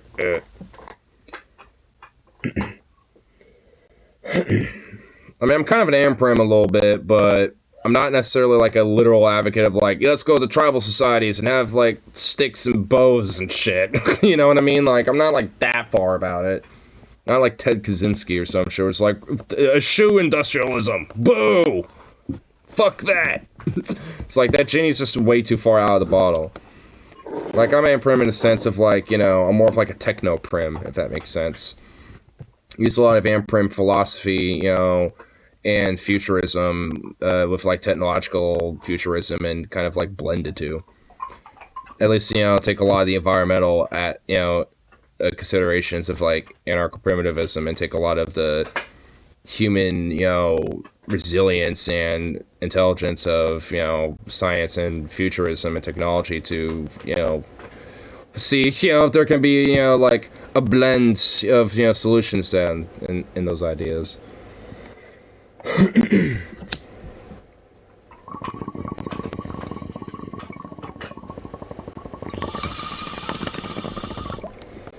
But again, it implies that humanity gets its shit together. At least enough. In 25 years, the Fortnite poop socket generation will hold political power. Oh, man. Well, that's how we see a lot of them. Not every single one of those people in that generation are Fortnite poop sockers, okay? Not every single one of them are. So, unfortunately, while we do have to deal with a good chunk of them who are, remember with one thing about the internet, it does not represent in the entirety of everybody. Unless it's Reddit. Then it does. Something happens on subreddit and you're in that subreddit, it represents you too. According to the anti-work subreddit, apparently. But, anyway. Picture the debate stage. How many noobs have you owned in Fortnite? Oh my fucking god. If I actually hear that on the debate stage, I might just, like, Roblox myself, unironically. I might just, like, find the most highest cliff I could fucking find and just Roblox myself. Just, like, you know, no. I'm just gonna go to an active volcano, look down below, and just see that fucking bubbling lava, and just cannonball my ass in that bitch. Just, like, cannonball, motherfucker! Woo! Just YOLO, bitch. That's how I'm gonna go. If I hear that, I will literally find, like, the most active volcano and just... There we go. Boom. Going to the... cannonball in that volcano, baby. Honestly, I'd probably, like, I'd straight up would probably just, like... I think you would probably just die and get cooked before you would actually touch, like, the lava, I think. From what I understand, actually, when it comes to the science of that. Because it's so hot. There's, like, literally, like, it just inches of just, like, hundreds of degrees of just, like, just pure, like, heat. Before you even touch, you know, just the lava like that, so... Because, are those volcanoes still active in Iceland? Not that I'm actually... Disclaimer, YouTube, by the way. Just in case, you sad fucks. But, like, I mean, with the volcanoes in Iceland, like, are those still active? It's been a while since I've actually, like... You know, I'm gonna see. I actually want to see real quick. I'm gonna find out, because... I'm now curious.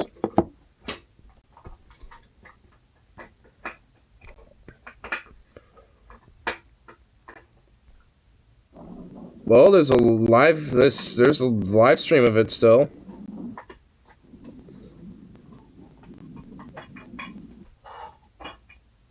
Whoa, this dude, it's still active? What? This shit's still going. I remember when we were first looking at this fucking thing. This thing's still going off. Well, I can't really go on the edge of it. Alright, well, I guess I'm gonna skydive into it. We'll just, like, go on an airplane, skydive my way, just parachute my way. And then when I'm just, like, perfectly above it, like 100 feet up, ching, cut it off me like, cannonball, bitch! Boom. Dude, this thing is still going. Wow. I kind of figured it would, but I didn't think it'd be, like, this massive. Like, holy shit.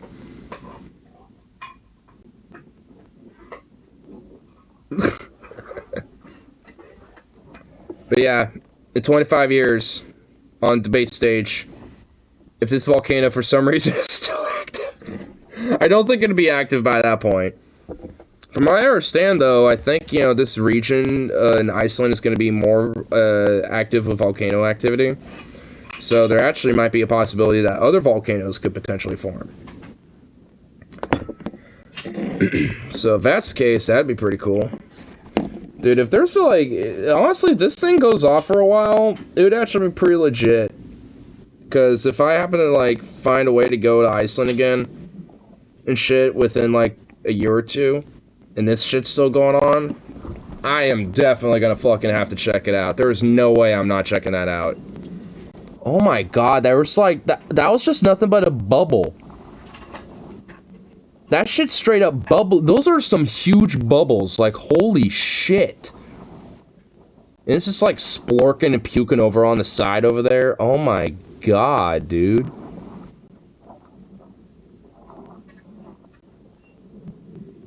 Oh my goodness. Damn. Brother, right there, that's some beautiful shit right there. Mm.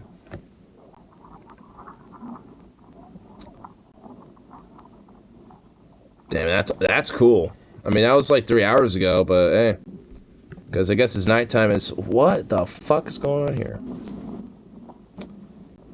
I mean, it's nighttime, so I guess it's just foggy as shit, so you can't see shit. That kind of sucks. At least that's what it looks like currently. But hey, it's still going on. That's pretty dope. Not gonna lie, that is dope. Nice.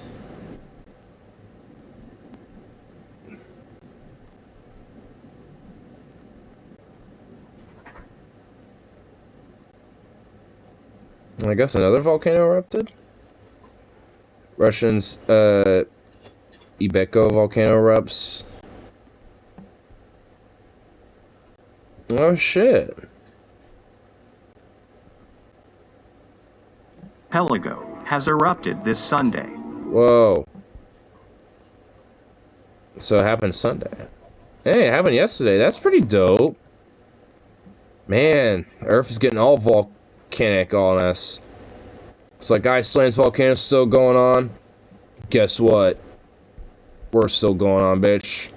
We're going on all over the world. Boom! Gonna pop off over in Russia now. Russia is getting so aggressive that even their volcanoes are going off. It's like, damn, son.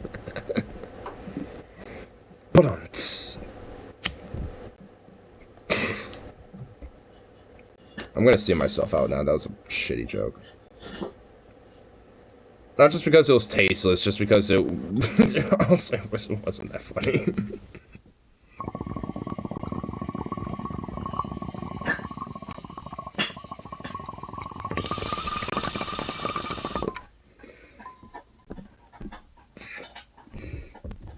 It was a swing and a miss. Sometimes even you have to acknowledge that. It's like, yep.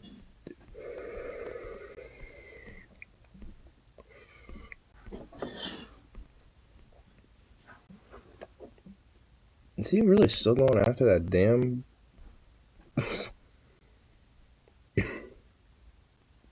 that damn bone?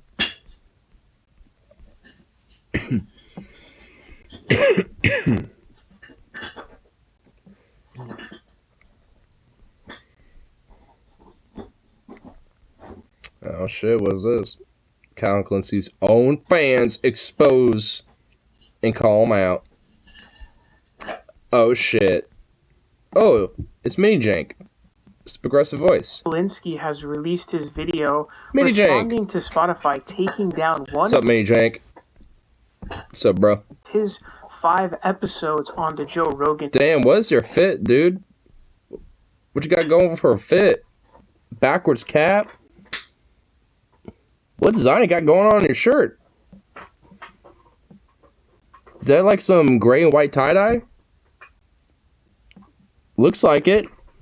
I kind of respect that. It's got some tie-dye, dude. Hell yeah. I actually can't really see if that is tie-dye or not, or just like, like tiny-ass little like designs, to make like a shape or something, but it looks like tie-dye. And if it is tie-dye, mad respect. podcast. Now, it's titled Kyle Censored by Spotify 2018 Rogan Appearance Pulled. And so what we're going to be talking about here is we're going to talk about the crux of what we're going to talk about here is just his explanation for why exactly... What we're going to talk about is the crux of what we're going to talk about is what we're talking about here is...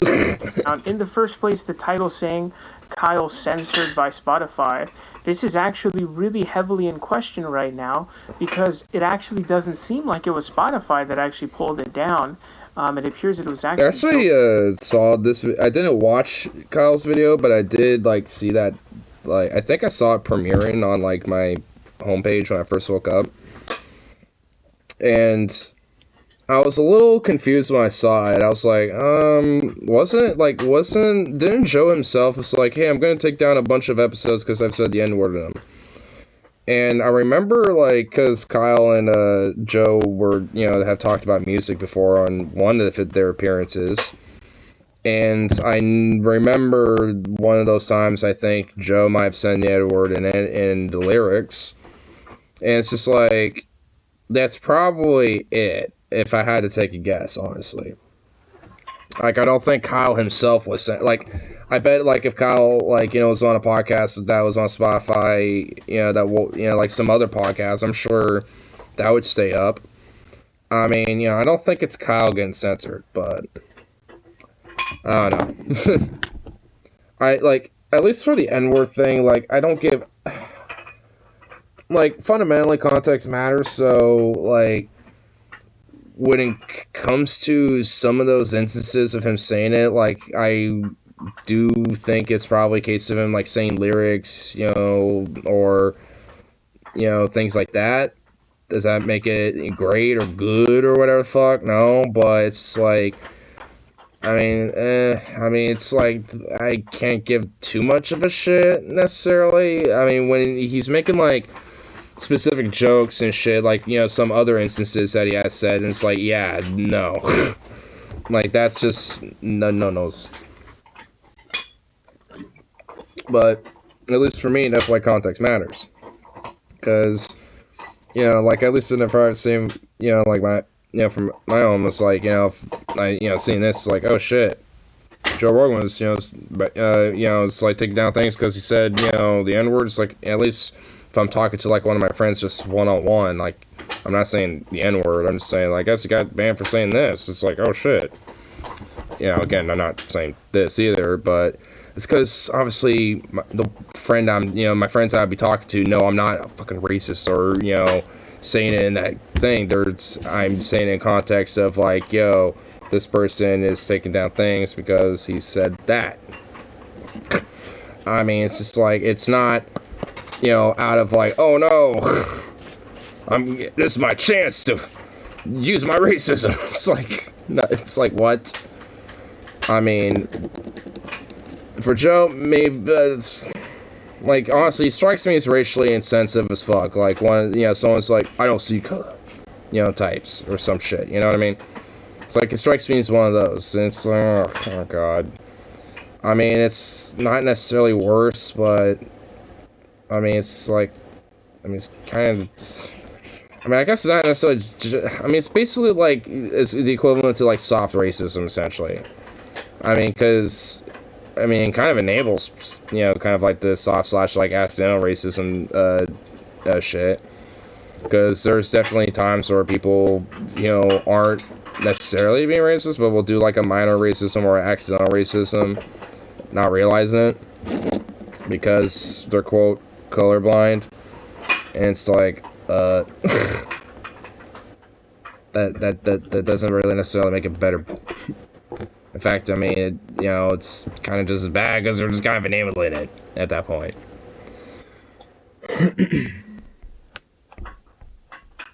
But we're also going to talk about how Kyle's own fans seem to be really criticizing him for this take. So what I'm going to do here is I'm going to play for you an important clip where he kind of breaks his situation down and his theory as to why it is that Spotify pulled down one of his episodes on the Joe Rogan Experience. So go ahead and check this out. And nobody's coming to crack down on him for his addiction, so it's so hypocritical for him to go after other people for their addiction. Now, I guess you can make a stretch of an argument that they say, oh, this is like Sukov. shaming, and we don't allow that on here, so we're going to get rid of that. Maybe that's it, but I think we figured it out. I think in my conversations with Crystal and reading as much as we could about this, we cracked the code and we figured it out. There's a section where we talk about the murder of Jamal Khashoggi, and I give all the relevant details about it that were in the news at the time. And then I really go in hard after Saudi Arabia. And, I mean, I just talk about how they're doing a genocide in Yemen, and they're bombing mosques and open-air markets, and, massacring civilians, and blockading the country, and not allowing food in, and there's starvation, there's famine, there's a cholera epidemic. Yeah, okay. They're not allowing medicine in, so I really go in hard after Saudi Arabia. Yeah, they're a theocratic fascist dictatorship. Yeah, okay. Reported by Reuters and the New York Post that very recently Spotify made a deal to expand into Saudi Arabia. It's the beginning of podcasting in Saudi Arabia where they're allowing it. They expanded into Egypt, Russia, and Saudi Arabia. Now, I don't know if you guys know about how these things work internationally, but you don't just go into a country like Saudi Arabia willy-nilly and free of your own volition and say, we want to have our platform there. No, you need approval, son. You need approval from the Saudi government in order to get your product in Saudi Arabia, because it's an authoritarian theocracy. Well, honestly, just like any of these other mainstream platforms and shit, it's probably that whatever is prohibited there is just already going to be prohibited, and blocked by their, telecommunications agencies and shit. I mean, like all these other platforms like YouTube, Facebook, Twitter, etc. They do this. I mean, it'd just be the same. They want to just necessarily need to have to outright take something down. So, I mean, it's an understandable, theory, and honestly, I mean, there is, I think, possible, or at least, a possibility where there is probably, a minor plausibility of something like that, where it's like, hey, you need to take, where Spotify, got hit up by, Saudi Arabia or whatever, it's like, hey, make sure there's nothing heavily critical about this.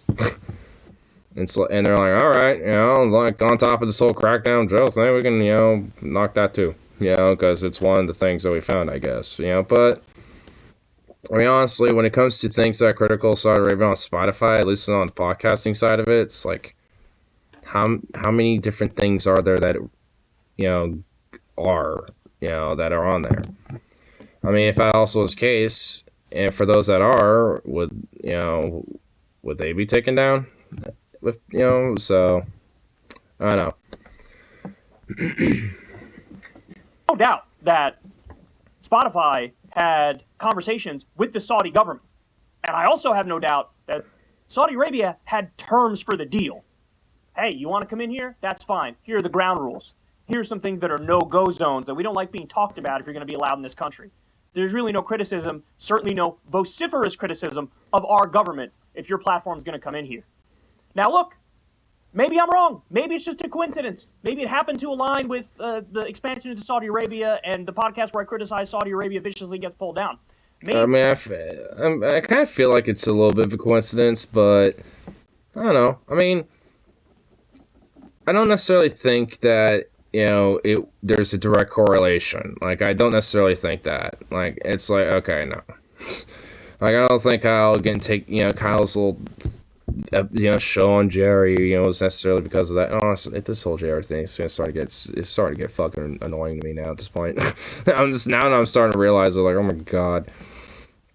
But I mean, there's I think also TJ's episodes, TJ Kirk from Amazing Atheist. I think even he had some one of his episodes taken down because Joe, in another instance similar to citing lyrics or whatever, said it there as well.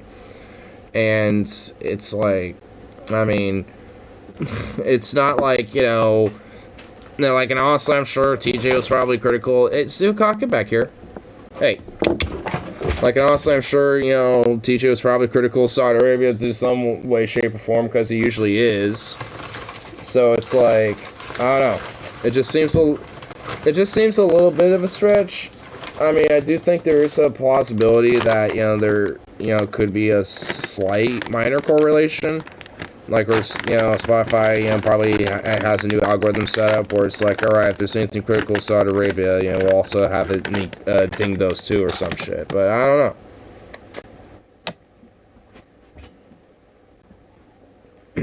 Good boy.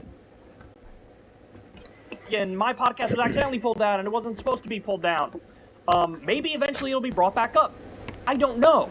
But we're not getting any answers. And Spotify needs to release a statement on this and explain why my podcast and Duncan Trussell and Bill Burr and TJ Kirk and a bunch of lefties were banned. It's not because he said racial slurs in the episode. He didn't say any racial slurs in the episode. There's a transcript of the podcast. Now, admittedly, it's a bad transcript because it's like AI generated and it's like a lot of stuff is off. But I know for sure there was no use of any racial slurs. I was there. And I think I would remember such a thing. So, but there's another angle. Well, I mean, I don't know. Maybe there was. I mean, it's been a while since. I don't know if they're still up on YouTube. But, I mean, it wouldn't surprise me if it did. But I guess it wouldn't surprise me if it didn't either. Because it's like, okay. Now that perhaps during this firestorm, it was Rogan who gave the green light to Spotify. Like, okay, look, if you got to pull some podcasts down, you go ahead and pull some podcasts down. Because he'd been going through it. I mean, the entire world has turned on him, and the media's been going after him relentlessly. And so in the midst of that, it's possible Spotify went to him and they had conversations about the things he said and whatnot. And they said, look, to protect you, we need to, take down maybe some of the podcasts where stuff went a little too far. And we don't want to do it, but it's something that we kind of have to do, or else they're going to keep coming after you. And so we really want to do this to protect you.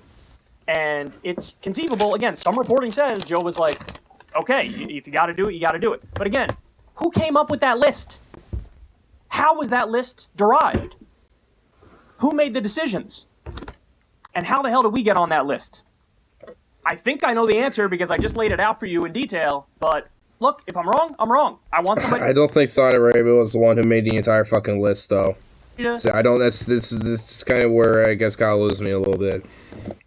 Like, I mean, maybe Saudi Arabia had a little bit of a hand when it came to, like, adjusting, certain rules that Spotify might have a little bit, but they're not the fucking only ones doing that shit. Like, I mean, pretty much like every fucking country has, like, this to some extent or another, honestly. It's like, I mean, like, even America, it's like, to a certain degree. I mean, it's just like, huh? I mean, it's like, it's not necessarily good, I mean, when it comes to that shit, but all in all, I mean, I don't think that, like, Saudi Arabia is, the main culprit for this. I mean, leave me to fucking defend their ass, Jesus Christ.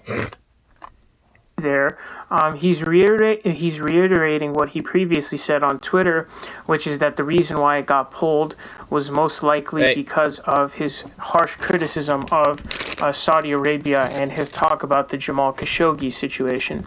And he's saying that this is the only thing that makes sense because for him it was... I guess he looked through the different ideas, he brought up a bunch of hypotheses and he went through them, and I guess this is the one that he came down to, and I guess for him the evidence that they're moving to Saudi Arabia is evidence of this. Now again, I have to repeat that it's not common for this kind of thing. You don't have platforms pulling this kind of content from its overall platform. So like I said in my last video, it is common for Netflix to remove Hassan Minhaj's episode shitting on Saudi Arabia in Netflix Saudi Arabia, but they're not going to remove that in Netflix everywhere else. They're just going to remove that in Netflix Saudi Arabia. Yeah. So if this were to happen, it would only really be removed from Spotify Saudi Arabia. I highly doubt that Spotify would remove that for its entire platform. That doesn't really make sense. But also, even if that did happen, that would mean that Joe Rogan must have, he must have signed off on it to at least some extent. So you'd have to at least bring him up in this situation as well, because at the worst, he wouldn't have protested in any way. But what it appears to be the case instead is it was actually Joe himself that took this down. And so this is a message from the Spotify CEO. This one says, I think it's important you're aware that we've had conversations with Joe and his team about some of the content in his show, including his history of using some racially insensitive language. Following these discussions and his own reflections, he chose to remove a number of episodes from Spotify. He also issued his own apology over the weekend. So, based on this comment from Spotify CEO to the workforce over... Honestly, I think I know what it just comes down to fucking Kyle needs to just, like, quit seeing Joe as his fucking buddy. It's like, get the fuck over it. Like, he's, you know, being a disinfluential piece of shit. Like, I mean, quit simping up to him. Like, I mean, you can't let, you know, oh, he's my friend, get in the fucking way of it. And honestly, I think he knows that, too. Like, he kind of acknowledges this shit, because I remember the whole Jimmy Dore fiasco, where he's like, look, you know, when it's friends, I don't like to, you know, criticize them, blah, blah, blah. It's like that. And then, honestly, all in all, you're not necessarily a good friend then. Like, a part of being a friend is to kind of criticize them when they're potentially wrong. I mean, especially overtly. I mean, it's like, dude, bruh. I mean, you know, like, dude, I mean, it's not necessarily, like, a good thing to just be like, well, I'm gonna be kind of vague, because he's kind of like a buddy of mine. It's like, okay, and your buddy's kind of being a dipshit. It's like, come on.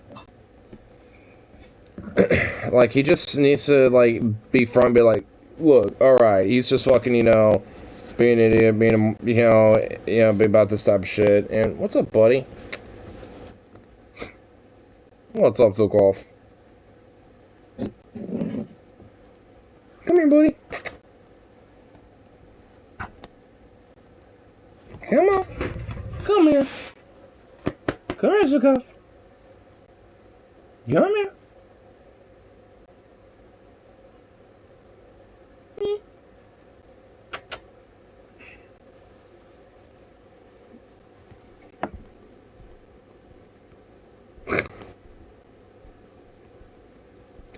What are you doing? Goofball?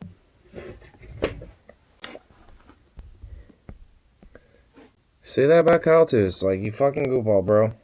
You lesbian softball coach. Quit, you know, making excuses for the bad player. Zukov, what's up, buddy? I don't know. What is your deal, bro? What's up?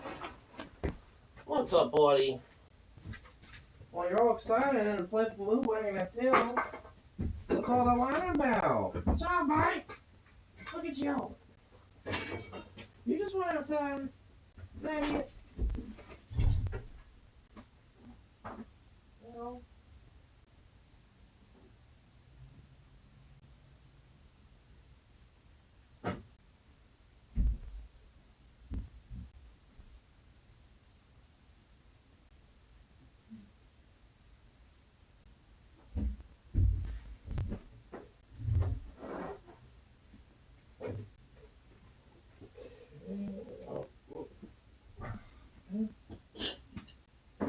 Suck up, you and your damn bones. You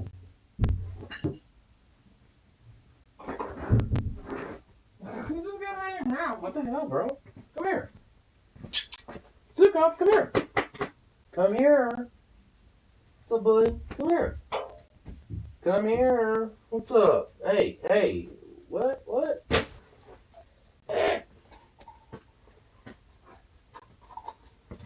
You little dork. Ah!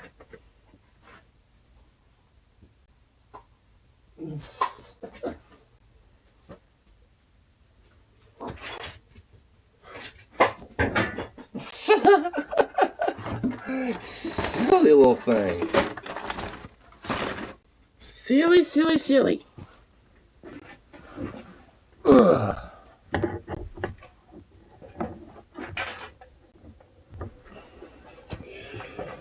Okay, holy shit. It's cold as hell out there. Brr.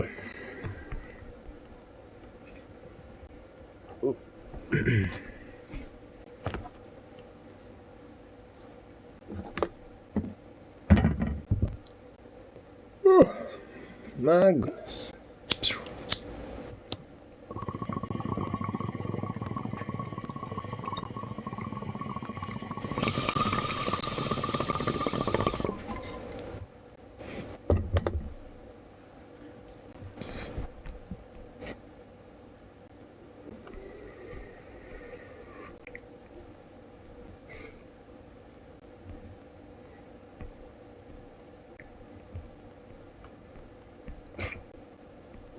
The camera just like right outside. What is he doing?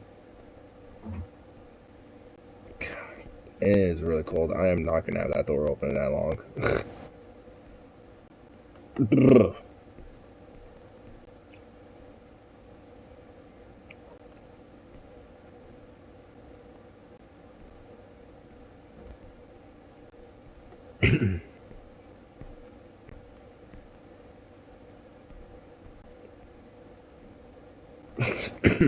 Come on, buddy.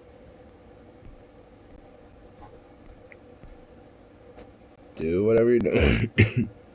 And fucking just come back inside so I don't have to freeze. Because holy shit, it is chilly out there. Feel the cold draft inside.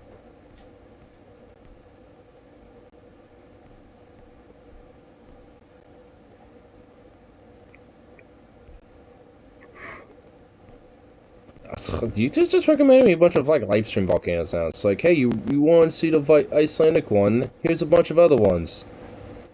Here's Etna in Sicily. It's like, oh my god. Like, what the fuck? It's like, YouTube, your algorithm is not exactly the greatest in the world, is it?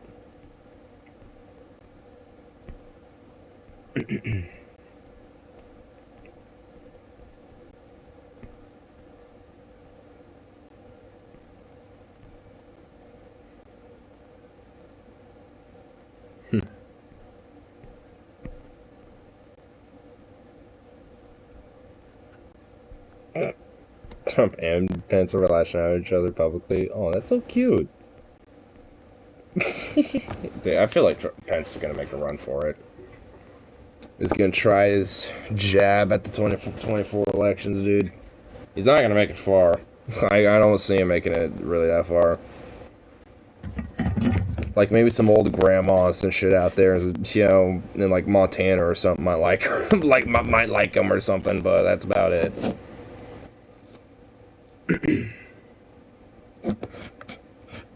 I don't know why Montana, but but there's a lot of places in Montana that are actually pretty fucking religious, like hella. So that's kind of why it popped in my head.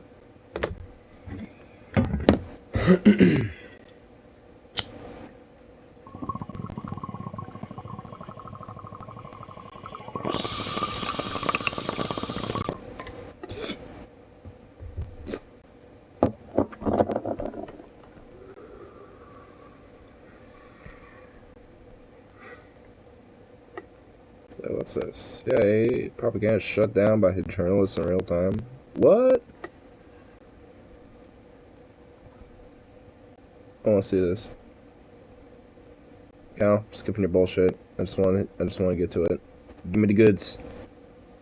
Give me them goods. Oh, is this it? Oh, here we go. Give me them goods. List has been around the block, and he's going to do a very simple thing. He's going to ask for evidence. And look at how comical this back and forth is. We told you a few weeks ago that we have information indicating Russia also has already prepositioned a group of operatives to conduct a false flag operation in eastern Ukraine. So that, Matt, to your question, is an action that Russia has already taken. It's an action that you say that they have taken, but you have shown no evidence to confirm that. And I'm going to get to the next question here, which is, what is the evidence that they... I mean, this is like crisis actors, really? This is like Alex Jones territory you're getting into now. What evidence do you have? His blank-ass stare. The idea that there is some propaganda film in the making. Matt, this is derived from information known to the U.S. government, intelligence information that we have declassified. I think you know... Okay, well, where is it? Where is this information? It is intelligence information that we have declassified. Well, where is it? Where's the declassified information? I just delivered it. Oh my god, what the fuck, dude? Are you serious? It's like, here, I'm making a fucking claim and an allegation that this thing is happening. Where's the evidence of it? I just said it. It's like, no you don't. Oh my god. Are you fucking kidding me, you absolute fucking tool? So, like, I can't believe it. That's literally what he's trying to do. You're trying to just be like, I just said it. That is the evidence. It's like, no, it's not. You said a fucking claim, you fucking maroon. A series of allegations and statements. Would you like us to print out the topper? Because you will see a transcript of this briefing that you can print out for yourself. That's not evidence, Ned. That's you saying it. That's not evidence. I'm sorry. What would you like, Matt? What? Are you? Oh my god! Fuck this worthless little schmuck buck. What would you like, Matt? What would you like, huh? Excuse me. It's like, what the? Who the fuck are you? Who the fuck is this maroon dude? Like, what the fuck? Like, wow. What a dumbass. It's like, what would he like? I don't know. He's telling you. Evidence, you idiot. Evidence, you fucking donut. You absolute fucking bloody donut. Some proof that you that you can show that Matt, you have been that shows that the Russians are doing this. Man, I've been doing this for a long time. I know, that was my point. You have been doing this for quite a while. You know that when we declassify intelligence information, we do so in a means we do so with an eye to protecting sources and methods. Is not going to fall. I remember a lot of things. So where is the declassified information other than you coming out here and saying? Matt, I'm sorry you don't like the format, but we have declassified. It's not the format, it's the content. Oh my god, dude. It's like, I'm sorry you don't like the format, that I'm a worthless tool, and I am just saying, you know, the fucking propagandized, you know, statements that I'm ordered as the robot entity that I am. It's like, shut up. Oh my god, this worthless fucking maroon. He's getting dunked on by like some random ass journalist. Like, bro, I mean, he's not a random ass journalist, but it's just like, I don't really know who he is, to be honest, but it's like, you're getting dunked on by this guy. Like, bruh, you suck. Like, I hope he gets this. I hope he's fired just for this. Like, you're no longer doing this press shit. You're fired from that. You're getting like, you know what? You're not even getting death duty. You're just fired. Fuck you. You're worthless. Don't like the content. I'm sorry you are doubting the information that is in the possession of the U.S. government. What I'm telling you is that. Wow. I saw that little shade. It's like, I'm sorry that you doubt and don't trust the U.S. government. What are you, a traitor? Are you a Russian spy? Are you, you know, sympathetic to the Russian cause? You know, like, he's doing that shit. Like, fuck this little worthless pissant, little parasite, dude. Oh my god. What a worthless little cunt. In order for a couple reasons. One is to attempt to deter the Russians from going ahead with this activity. Two, in the event we're not able to do that, in the event the Russians do go ahead with this, to make it clear as day, to lay bare the fact that this has always been an attempt on the part of the Russian Federation to fabricate a pretext. Yeah, but you don't have any evidence to back it up other than what you're saying. It's like you're saying, we think we have information the Russians may do this, but you won't tell us what the information is. And then when you're asked, that is the idea behind deterrence. That is the idea behind deterrence. And when it is our hope that the Russians don't go forward with this. Is, you say, by basically, oh my god, by basically threatening and lying and bullshitting fucking random allegations and just like, kind of like lying at the face of it, just being like, oh yeah, you know, I'm gonna make claims and allegations that are total bullshit and I'll back up my shit. Like, are you serious, dude? Oh my god, he's getting, dude, get fucked on. Oh, dude, like, man, this journalist, slay, bro. Go off, king. Go off. Like, damn, bro. I love it. I love it. I mean, this guy's actually being, like, what a real fucking journalist should be, so it's like, I give him that. Like, wow. Like, this dude is basically doing anything and everything to basically not have evidence. It's like, wow. You worthless little fuck. You can't even, like, try to make up some bullshit on the fly, you know? And be like, we have a, you know, a statement that we will release, you know, this, you know, at this time, you know, when it comes to the evidence, you know, for, I don't have that concurrently. you know, like, that information is being collected and being released at this time, you know, later today or whatever the fuck. Like, could have made some bullshit up. I mean, where he could have been like, oh, well, okay. She'd be like, well, oh, alright then. You know, where it's like, well, you don't have it, but you're gonna basically make some shit up and then, you know, show us later after you make it up. Alright, gotcha. But, no, I mean, you can't do anything to try to get them off their back. You basically are just, like, inviting them to just, like, call your shit out further and further. Like, you're literally a fucking empty-headed, stuff-suited, like, press, like, not even, like, you know, press-savvy fucking schmuck maroon, because you're getting, like, dunked on. I mean, I guess he doesn't necessarily, you know, expect this type of clapback from, you know, press and shit, so I guess he sees himself as, like, an empty-headed, stuff-suited press lackey and shit, because the rest of them are too, usually. But that's not what you seem not to understand. You seem not to understand the idea of deterrence. We are trying to deter the Russians from moving forward with this type of activity. You don't seem to understand the idea of what evidence is there, you empty-headed maroon. Why we're making it public today. You look like a literal fucking pear. The Russians don't go forward with this. That is not ipso facto an indication that they never had plans to do so. But then it's unprovable. I mean, my God, what is the evidence that you have that suggests that the Russians are even planning this? Matt, I mean, I'm not saying that they're not, but you just come out and say this and expect us just to believe it without you showing a shred of evidence that it's actually true. Other than when I ask, or when anyone else asks, what's the information? You said, well, I just gave it to you, which was just you making a statement. Matt, you said yourself, you've been in this business for quite a long time. You know that when we make information, intelligence information... Keep fucking saying the same shit, you literal goddamn robot. ...in public, we do so in a way that protects sensitive sources and methods. You also know that we do so, we declassify information only when we're confident in that... Is this guy like a fucking, like, sample taken out of the Marco bot Rubio and they just like created this fucking creation? Because he's literally being a robot. He's an NPC. If you doubt the credibility of the U.S. government, of the British government, of other governments, and want to... it's like, oh, so if the American government's not good, you know, so let's, you know, fucking, you know, add the British government and other governments. Who's that Zuck fuck looking fucker?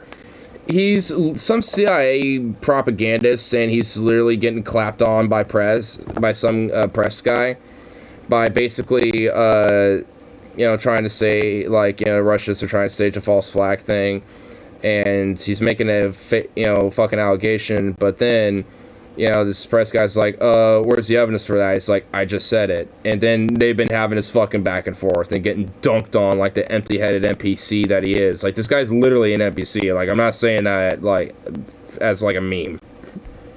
Like, he keeps saying the same shit over and over again. And maybe adding a little bit of slight different, you know, element to it, you know, to try to, you know, like, adds a little bit, you know, some different additions, you know, to the equation algorithm, you know, to add a slightly different text, you know, to what he's saying. Solace and information that the Russians are putting out, that is for you to do. So in other words, you are a Russian propagandist or a Russian stooge or a dupe or a foreign asset, because you're trusting them over us, when all he's doing is saying, I'm agnostic, I just want to see your evidence. If you're going to make a claim, the burden is on you to provide the evidence. That's how it works. That's how it's... No shit, exactly. God, I love these little empty-headed stuff-suit fucks that expect press to just bow to their bullshit. Okay. Buddy. Yeah. It's chilly. It's chilly in here. Sweet boy.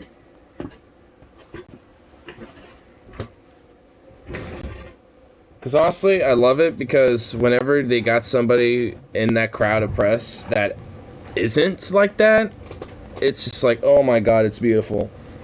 Because they were just like, can't compute, repeat, same shit. repeat same things, recalculate, you know, same statements ever so slightly to try to convince. It's like, oh my god.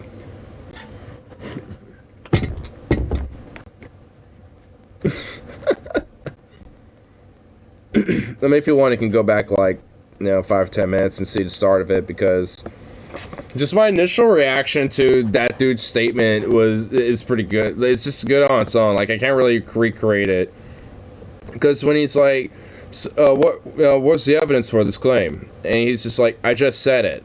That when he's literally said that verbatim, I was like, what? Like, you literally can't be fucking serious. It's like, my evidence is literally me. He literally did the source trust me bro meme. Source trust me bro. The CIA stuff suited NPC Maroon. That just says the same things over and over again. It's like, oh my god. Man. I love it when those little... I love it when those propagandists just get dunked on by the press like that. I mean, it's a rare time where somebody in the press is actually, like, clapping back against the system. It's like, damn, nice. And just, like, it then being like, come on, I've been doing this for a long time, bro. You can't fool me. And then the other dude's like, actually, you can't fool me, because you have been doing this for a long time, so obviously you should know. What are you? A Russian dupe? It's like, obviously you don't trust the United States government or the British government or the other governments. It's like throwing that out later. It's like, what? Where did that come from? Like, what, you talk for them too? It's like, oh my god. Sukov. Okay. Oh. What's your deal? Get over yourself.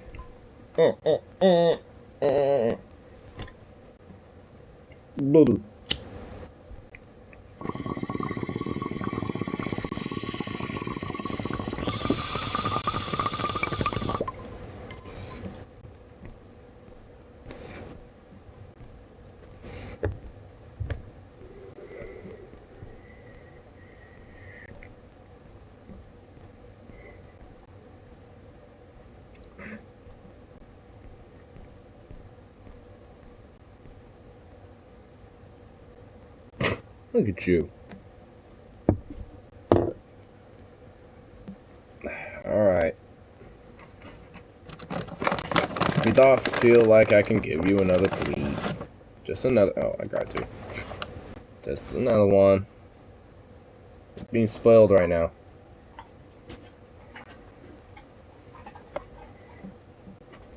Bask in your spoilage.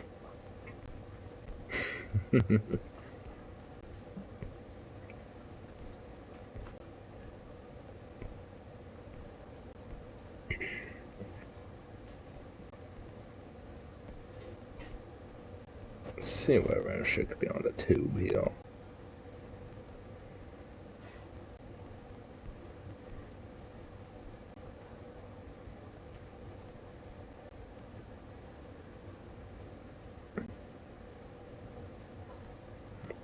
Alright, Dylan Burns, you usually don't intrigue me for your videos sometimes, but homeless man being for social experience. This sounds like bullshit. It looks like a stage thing. Yeah. Please, whoa, Jesus fucking God, that's loud. Okay. Yeah, this already looks staged. Hey, get off the street, man. Come on, please. Jesus, this is even making me fucking uncomfortable. Oh my shit. god. Yeah. I would actually be worried that during the scenario that somebody would literally just go to these teams and like fucking crack them, you know? I think that's happened before where like I know at least once. I don't remember where it happened. There was at least one where someone did try to get physical, but then like the camera people ran and like saved the actor. Today I wanted to go over an amazing, I think. Okay, so it is an actual actor. So it's an actual acting thing. So was it like a PSA or something? Yeah, I just want to find the start of it. I mean, I skipped the intro of all. Skip the intro of it all. Wait, is this it? Wait, hold on. Wait, is there actually like? Wait a minute. Oh, wait. What's all going on with this?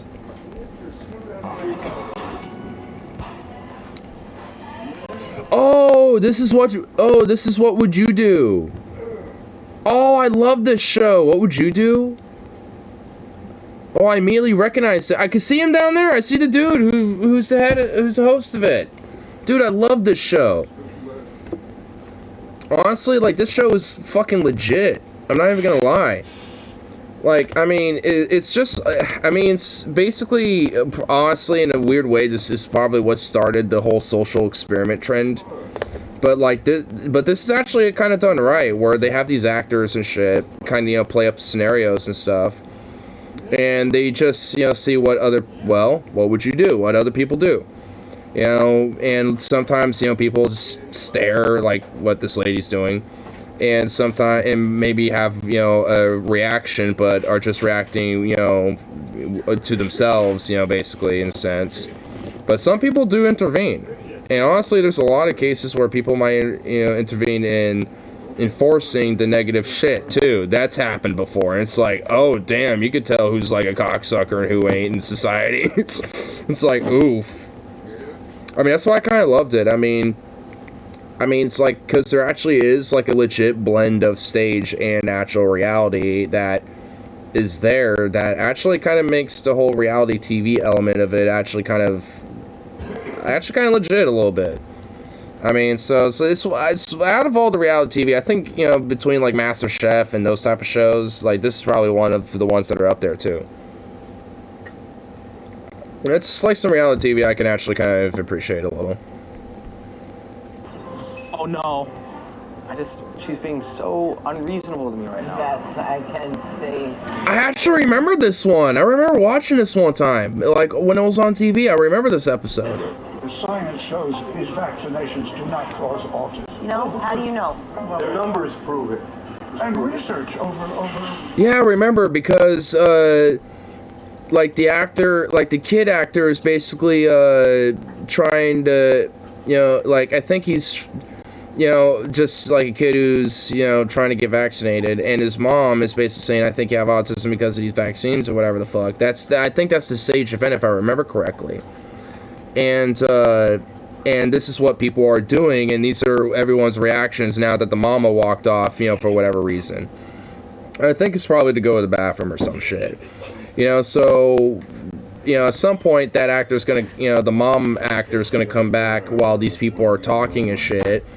You know, like, for a second I was like, wait, is this a newer episode? But then I realized, oh, talking about autism, this is a, you know, okay, no, this was something I saw on TV because it looked very familiar, because, well, it is, okay.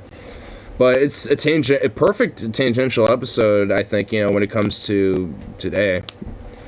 Also a little, like, a weird difference, I think, when it comes to how society, like, thinks about these things in a certain circumstance.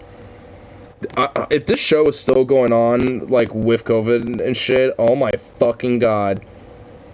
Holy Strombolis. Oh, dude, it needs a revival. This show needs a revival. Holy fuck. Oh my god, there needs to... Well, honestly, there's no way, because reality does it for itself. Fuck. Damn it, I just realized that. Son of a bitch. This is good. This is really good. Yeah, but I don't know what they're putting in his body. You don't have the... Oh, she's back. ...of what you're even eating in the food that you're eating, so it's like... You're doing something knowingly and vulnerable to becoming sick. Giga Chad moment. Yeah. Damn, he actually did kind of a pull of a Chad move there, not gonna lie. Hey, Sukov, hey. No. You don't do that. What's wrong with you? But anyway, but yeah, he did kind of pull like a Giga Chad move. He's just like, you don't even know what the fuck is in, you know, in the stuff that you're eating. So it's like, really? Come on, Katana, just get over it. I mean, it's like, damn, Chad move, bro. I mean, it's kind of true. Like, you don't know what, like, little micro life, you know, you're ingesting and shit when you're eating your fucking food. I mean, straight up. Like, you don't know what's been going on. You don't know, you know, like, what is in the food in itself, too, like, in the ingredients, you know? You don't know what, like, preservatives or chemicals they've been putting in that shit. You don't know. I mean, I'm being a little silly about it, but it's true. I mean, like, you know, when it comes to, like, produce and shit, if you're getting it, I mean, that's also why you kind of wash it, because there might be, like, chemicals or, you know, fertilizer. There might be some stuff on it still. And if you don't wash it, then you don't know where you're going to be putting it in your body, like, legit. So, you know, and it could be dangerous, you know, so, yeah. I mean... I mean, that's why things like food poisoning happen, and sometimes that happens. Like, shit, there's been things that I've eaten, and at least in the moment I'm fine, but later that day I'm like, oh, fuck, oh no. You know, because it wasn't good, evidently. There was something bad with it, or something on there was funky, and, you know, it's like, and that can hit you for like a good day or two. Maybe 3 if it's, you know, a real gnarly one. The actual debate, it is a good point, though. Like, if you're eating fucking frozen food, and then all of a sudden you're like, oh, man, I really don't want to take this vaccine. I don't know what's in it. Bitch, do you know what's half in your fucking banquet frozen meal you got at the Dollar Tree the other day? Like, goddamn fucking true. Base, true. Exactly. I had measles when I was a kid, and then my mother got it, and she almost died from it. And it was terrible. Every parent has the obligation to protect the child. I had it when I was True. a kid. I wouldn't want that on any kid. No. Vaccinations should be the norm here. We got outbreaks right now, right? And that's scary. God, okay, man. Jesus. Fast forward a little bit, why don't you? Vaccinating remains vital to our health and the health of those around us. wow. Yeah. Inspirational. Thank you, John Quinones. John Quinones, dude. I like him. I respect. Meet Jasmine and her boyfriend, Eric. Isn't he cute? They've been dating for 5 years, and She looks like she'd skin me alive. I'm sorry. Oh my god, dude, Jesus, look at those eyes. Honestly, though, I know they're kind of, I think they're trying to introduce them as the actor characters or whatever. You know, but, like, oh my god, like, those eyes are, like, fake and soulless, but, again, she's an actor, so, I mean, it's purposely not supposed to look genuine, I guess, because, well, I mean, it's supposed to look genuine. I mean, the fact that I could tell that it's just, I mean, well, I guess they're not A-list actors, okay, I mean, whatever, you know, but, like, oh my goodness, like, yeah, she would, like, Janine Dahmer me. Like, if Jeffrey Dahmer was a woman, it would be like Janine or something. Or Jasmine Dahmer or some shit. Yes, footage plays. JCS starts narrating. What makes the case of Jennifer Pan unique among others in the true crime genre is the overabundance of raw footage freely available in the public domain. There is over 11 hours of material that not only recounts her entire life in meticulous detail, but gives us considerable insight into her psychopathological state. Jennifer herself. Okay. So it's like literally perfect. Literally perfect. Oh my god. Holy shit, that really was on point. He should be out buying me a ring. A big one. This is what it's reading. Oh, I think I remember this one too. She's going to deny him because it wasn't a fancy enough ring. And it's going to be, what would you do when, you know, okay. And see, this is why I love this shit, because, like, you know, it's like, you know, low-key, what would somebody do if, like, that legit was going on and shit, you know? I mean, but this is, like, the kind of the beauty of the mid-2000s. There was still kind of, like, you know, while there was still a lot of, like, the fuck you got my mentality, like, you know, like, hustle, bustle, like, you know, get out of my way, I got shit to do type of thing. Like, there was still a sense of, like, hey, I'm gonna, you know, talk to you, old chap. You know, it's like, what's up there? You know, like there was still a little bit of a sense of that. So if, like, there was some shit going down or, like, some, you know, altercation, people were a little bit more inclined to be like, hey, what's going on? You okay, bro? You know, so, I mean, I don't know. It probably wouldn't be as much of the case these days. Well, I don't know, but then you get, like, the Karen incidents. So it's like, I mean, because those are usually when people start, you know, confronting, you know, and shit. It's, I don't know, it's still like a little mixed bag, I guess. Every woman is like, they're like, wow, she's so real. Been buying and selling positive pregnancy tests online. Charging between $20 and $50. Try to trick somebody into marrying them. $20 for that? Yo, that's a small business right there. Holy shit, on the grind. Jesus, that's like a fucking hustle. That's a thing? Mindset. Jesus. Damn. Hey, if that's gonna pay for the baby shower, fuck it. I mean, yeah, fuck it. Jesus. Slurpees and Pepsis, though, to get out all those pregnancy. Enough pressure was put on the US, UK, and EU and China that the NVIDIA deal to acquire ARM was rejected. Hopefully this turns tide against mega mergers. Nice. That just kind of means NVIDIA stock is at a discount. It's dropped at that point, I'm imagining. So it's like, okay, I could probably pop a little in there and watch it slowly go back up as it makes up for that sad little loss of it. Oh, let me just cry some tears. Let me just cry some tears for NVIDIA. And make money off of their sorrows. I'll give it a couple days first. Will play the pregnant seller. I doubt the stock market's been completely disconnected from reality. Well, yeah, but whenever bad things happen to corporations like that, usually stocks for those corporations go boom. You know, so, I mean, $25. If you saw this transaction... Is she pregnant? What? Hold up. Wait. Pregnancy test. Amanda will play the pregnant seller. So I have a pregnancy test here for $25. If you saw this, They're actually gonna like look like they're doing it. Oh my god, I love this. Is she pregnant? I wouldn't be surprised they actually got a pregnant woman to play this. Yeah, I mean, of course they did. Yeah, they did. Oh my This is a god. reputable this is the news, Gappy. This is prank invasion, kissing pranks on the beach gone wrong, gone sexual. Exactly. This is the real news, where we find what people would do if they're someone's about to hook somebody in for the rest of their life. There's no way I could see this and not do something. I find that impossible that somebody could see that. You would have to be so unbelievably shy to see someone literally about to ruin the rest of their life. And I mean, honestly, I would definitely do something.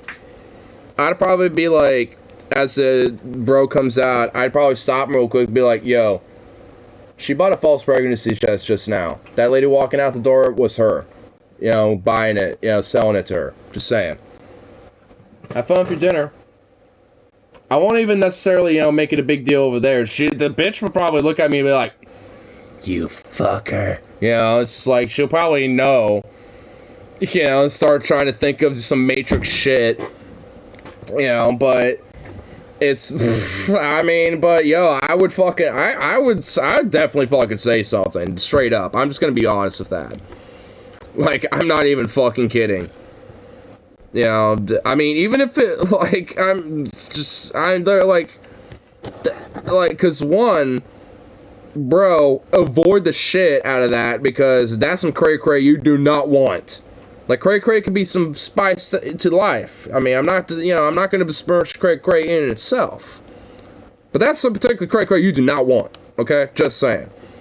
Two, like, she's trying to, like, forcibly coerce you into something that isn't even necessarily, like, a natural flourishing of something like that. So, she, like, that's already that's already another red flag. So it's just like, I mean, there's probably like 3 or 4 more red flags going on there in itself, but like, yo, like, there's multiple red flags going on there. I feel like I try to talk the girl out of it, like, by explaining, like, you know, if he ever finds out, like, you're fucked, right, and that's gonna, like, ruin your life when he's asking, like, a year from now what happened. But you know what, that's actually I didn't even really necessarily think about that. You know, it's like if it'd be like confront, you know, like, you know, the dude walks off for a second and, you know, they're doing their thing or some shit. Or maybe, you know, they're just meeting separately. I'd be like, are you really, like, I'd be like, are you really buying, like, I'd look at me like, why are you doing that? And also, if you really love the dude so much, you really honestly want to be with him, let this be a natural fucking thing. You don't need to be doing this weird, like, side fucking grift for this bitch. Like, what are you doing? Like, yo, you gotta pay for your baby shower, but, like, this ain't it, bitch. Fuck you. Get out of here. And you, like, what the fuck you doing? Like, I mean, if you want this relationship to flourish or whatever the fuck, you know, and want the marriage or, you know, and all that, and you've worried and all this, then just, like, you know, like, really, like, then maybe, honestly, at that point, maybe it's not necessarily one that's gonna be sustainable, but, like, you have to let it happen naturally and just let it flourish. So you can't just, like, side hustle it. But honestly, fundamentally, that's probably gonna... I mean, it says really more about really both of them. You know, if like, you know, they would be doing that type of shit, you know, than not, because like, like that's legit pretty like sociopathic shit. Honestly, be like, hey, I'm gonna, you know, in order to force this person into a marriage that, you know, they may or may not want in the first place. I mean, because maybe they do, but you're so nervous or worried about yourself and only thinking about yourself in this case, to where you don't, you know, consider whether they are or not really, and, you know, force them and hook them in with a false pregnancy test and shit. It's just like, what? It's like, yeah, that's some sociopathic behavior. Just straight up. I mean, it's not even like, you know, the dog on the chick. That's just, you know, the dog on the sociopathy and shit. Well, I guess the individual chick specifically who would be doing it. And then you got like a little capitalistic husker fucking chick who's just like, I'm pregnant, but I can, you know, just, you know, piss on 1,000 different, you know, pregnancy tests and just sell them to a bunch of sociopaths. Yay. What a great business enterprise. But I mean, it's like, shit. You can make some, I guess you can make fucking bank on it though, so I guess I don't necessarily blame him for grifting it.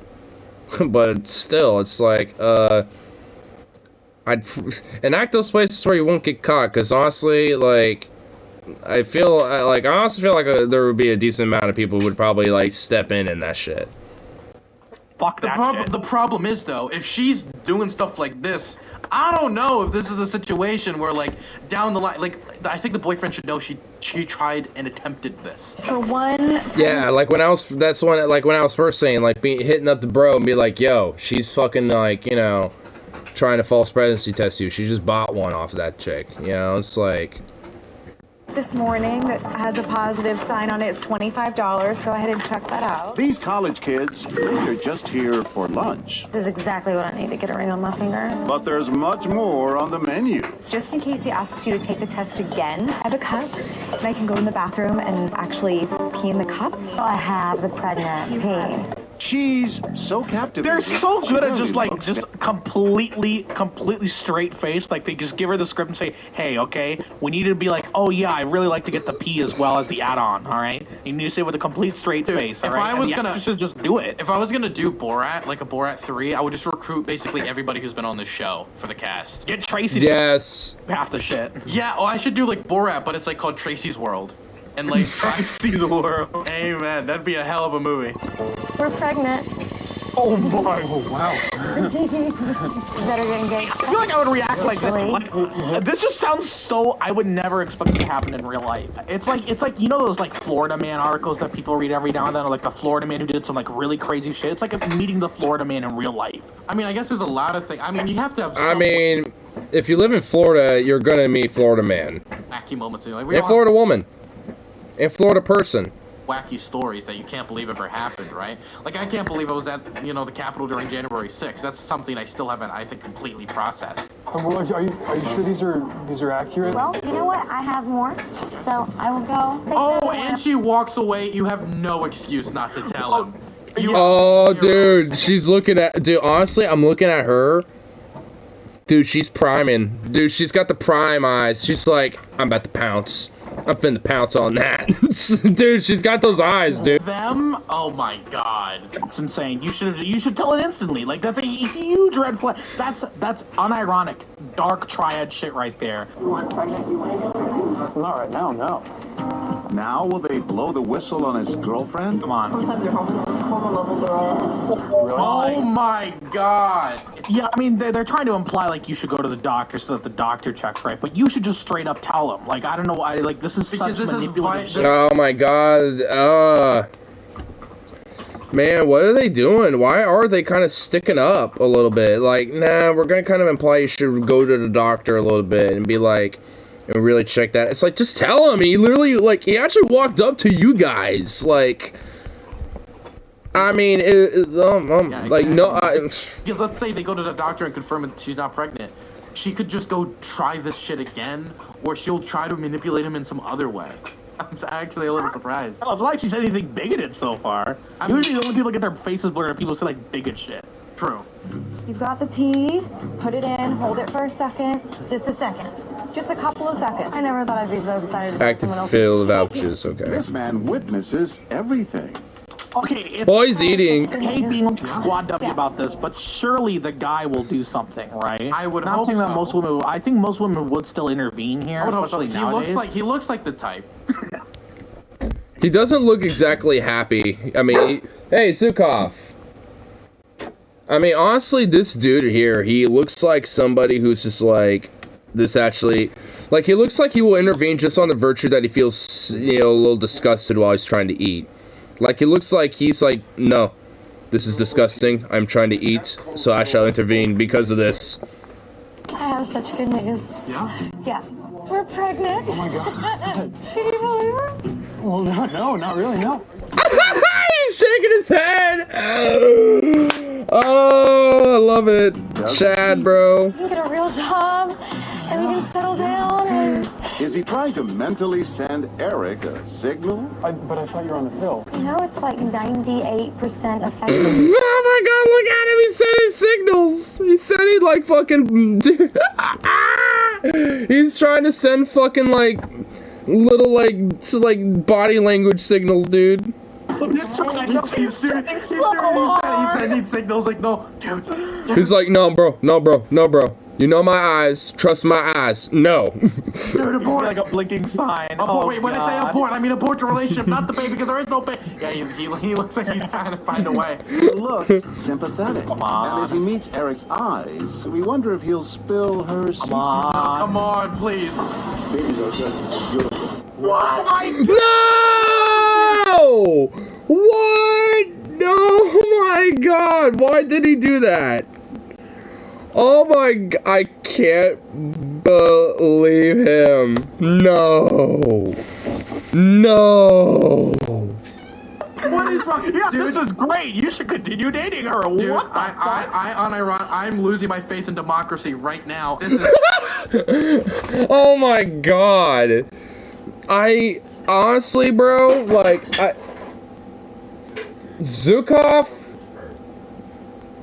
like, that was honestly a moment where that should have been like a bro moment. That needed to be a bro moment, and he did not bro moment him. It's just like, he's given nothing but pure body language of like, nope. And then he looks over and he's just like, baby's gonna look good. It's gonna be beautiful. It's just like, no! I mean, it's like, what are you doing? Dog shit. What? Why? You're 4? You're pregnant. I know, that's good, I heard. That's beautiful. I know, that's good, I heard. That's beautiful. Did we hear that right? Why isn't he blurred? This dude should blur. What is wrong with him? I have no fucking idea. This is just such a big shock. Even if it is, yeah, try to act like you really like enjoy it. Oh my god! Just know, man. It's just into the gaslighting. Fuck it. A little suspicious. I mean, she's been pushing real hard. Dude, he's pushing back. He's like, hey, she's acting kind of suspicious. He needs, come on. Dude, he's literally trying to hook up the, like, yo, hook me up the bro card. Like, yo, be a bro. He's like this, like, the actor's trying to literally push it on him a little bit. And this guy is gaslighting further. He's suspicious, no! Don't be no, he's gaslighting him further. No. Why? Why would you do this? No. Look at, oh my god, look at him. He literally is giving him this, like, the body language says be suspicious, and he's like, don't be sus. Yo, I think red is sus. He's wearing red. Red is sus, dude. Look, oh my god, what the fuck? Why? Why are you doing that? Oh my god. He sent him all the body language of no. It's not. Oh, I can't believe him. Don't be suspicious. Don't be suspicious. Don't be suspicious. Don't be suspicious. He's helping her. Oh my goodness, what the fuck is this? Why? Why did you say this guy has like the I'll help you out bro type Yeah, of look? this is the exact opposite. He's a saboteur. He's a spy. He's an infiltrator, dude. He's espionaging this shit. This is some chaotic like What is the fucking complete neutral 180? shit. And she Chaotic she was in neutral. the room. What happened? We're wondering why he sides with Jasmine when at first he was shaking his head. Maybe Jasmine can find out what's really on his mind. You know, we're not pregnant yet, but I'm hoping, and I want this to be a secret. No, she's literally just admitting the lie. Oh my god. Oh my god. Oh my god. He's saying, yeah, I know. Yeah. Oh my god. He just needs a little. Yeah. I think he loves you. He's gonna start thinking hard about it. He's gonna do it. We just want to confirm one more thing. So you don't think lying to him is wrong? You don't think it was wrong for me to lie? No. What? He's like, absolutely not. Girl boss that shit. You know, like, lie your way to the top there, girl. Like, oh my god. What? He's like, no, absolutely not. Nah, fam. It's like, oh my god. We need that sometimes. Oh my god. What the fuck? Ooh, oh my god, he's a saboteur, bro. What is this? He's like, men, forget it. Oh my god, who is this guy? Hey, don't tell him that, okay? No. This is the most good faith attempt for what would you do? They did literally everything to throw this man a rope. They do like 1,000,000 life preservers at this man, and he is determined to drown. He has tied cement blocks to his feet and jumped in the deep ocean in the fucking Mariana Trench all the way down. He's doubling down. He's not doubling like down. Honestly, he's probably discovering more like deep sea life in his expedition in this moment more than like any actual scientific expedition has been done. Like, he's going down, baby. Holy shit. He's trying to find the bar, and he's gonna grab that bar, and he's gonna just pull it on the way down. Like, it's like, you think the bar would just, and you just hold on there and just dangle, but no, the sheer pressure of like the gravity being so deep underwater would just force him down. Because of the weight and shit at that point. Like, the pressure just be like so intense. Go down anymore. The only thing that he could do at this point is be like, hey, here's more money to buy more pregnancy tests. Like, yeah, Oh my god, if he actually did that, that'd be hilarious. He'd be like, hey, invite me to the baby shower. I'm hey, coming. actually, I'm a doctor. You can come for me for the second opinion. Yeah, I'll confirm it. No, What happened before, right? The lady gave her someone else's tips. And you kind of were shaking your head at first. Shaking my head to me, and I'm like, oh, what should you do? And, you know, You thought Oh, it was that's okay. such copium. What? Copium, bro. Myself. Dude, yeah, I agree. No, there's no way. He's shaking it to himself because he's like, how do I cope about this? He needs it though, but I don't know. It's like, no way. Disappointed in myself, clearly. That's why I was lip signals too. I was just talking to myself loudly. Jesus.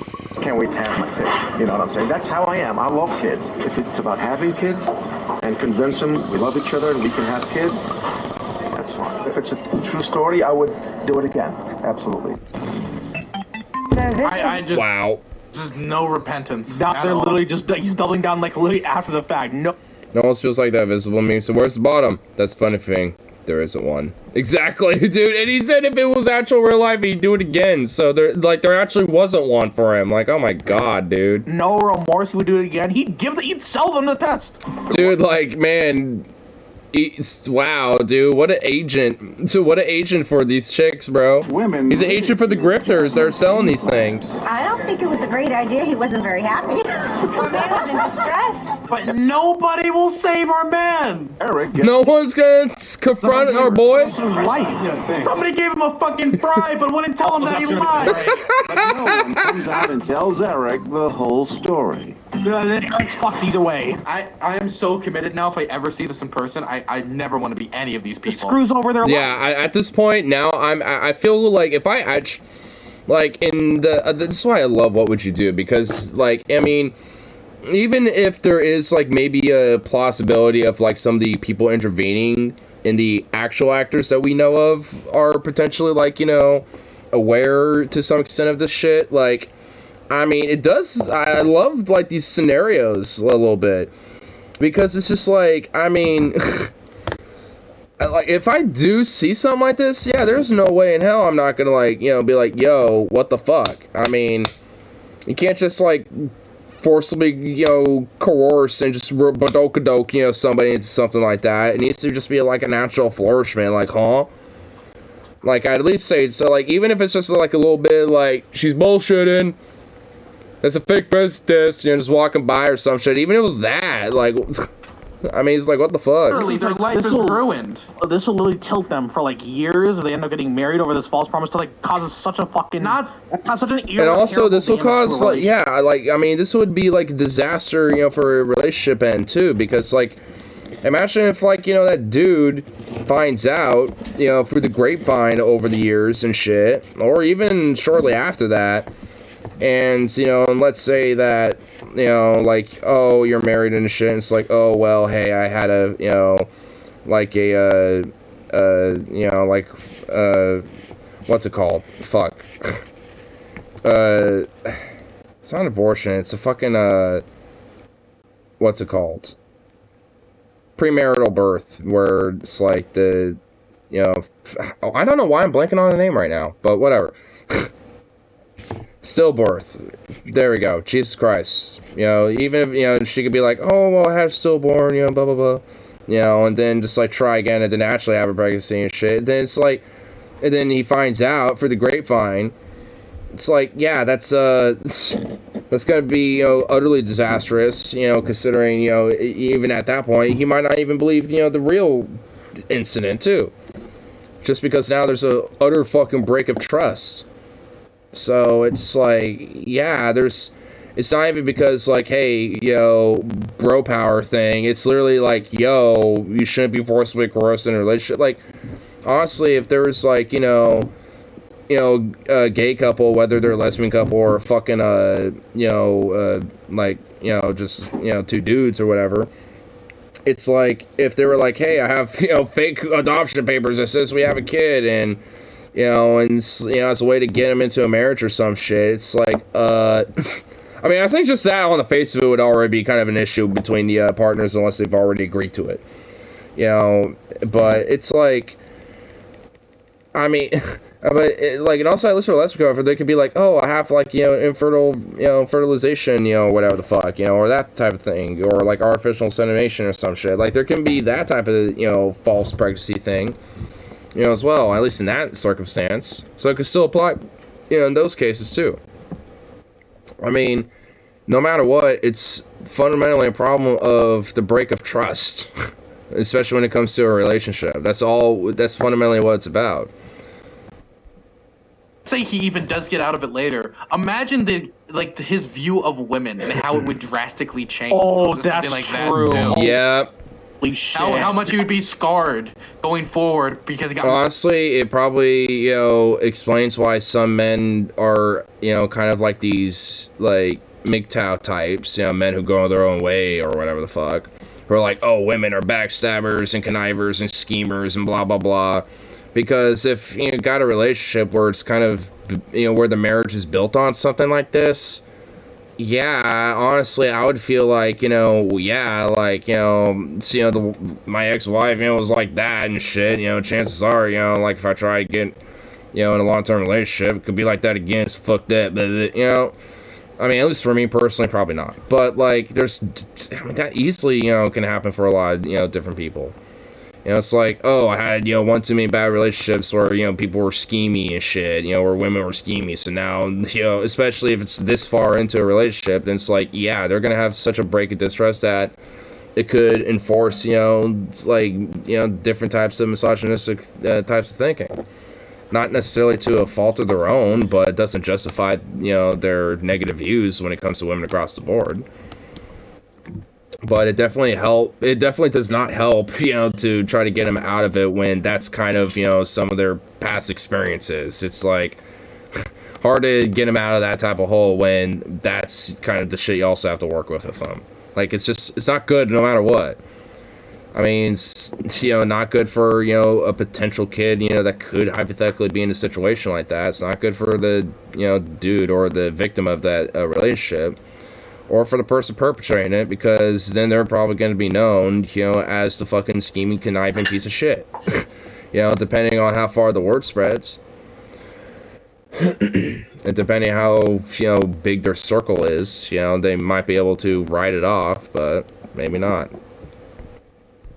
His partner. We're gonna see him in the infrared chats. Exactly. You're gonna see him dual streaming with Jackson Hinkle in infrared soon. Jackson Hinkle! This woman can't look away. This is life-changing. Are you? She's fully engaged in the drama. And as soon as Jasmine leaves... Congratulations. Oh, God, thanks. No, please. I'm not ready for this. Not at all. She's ready. This is like... Come on. Oh, no. Even if she gets it now, he literally has to gouge it out of her. I was... This dude too, he saw it too, come on. Oh my god, look at him! Oh my god, dude, he knows. He's looking at him, it's like, oi there, laddie. Oi, I saw what was going on there, and now I'm debating in my head whether I should admit it to you or not.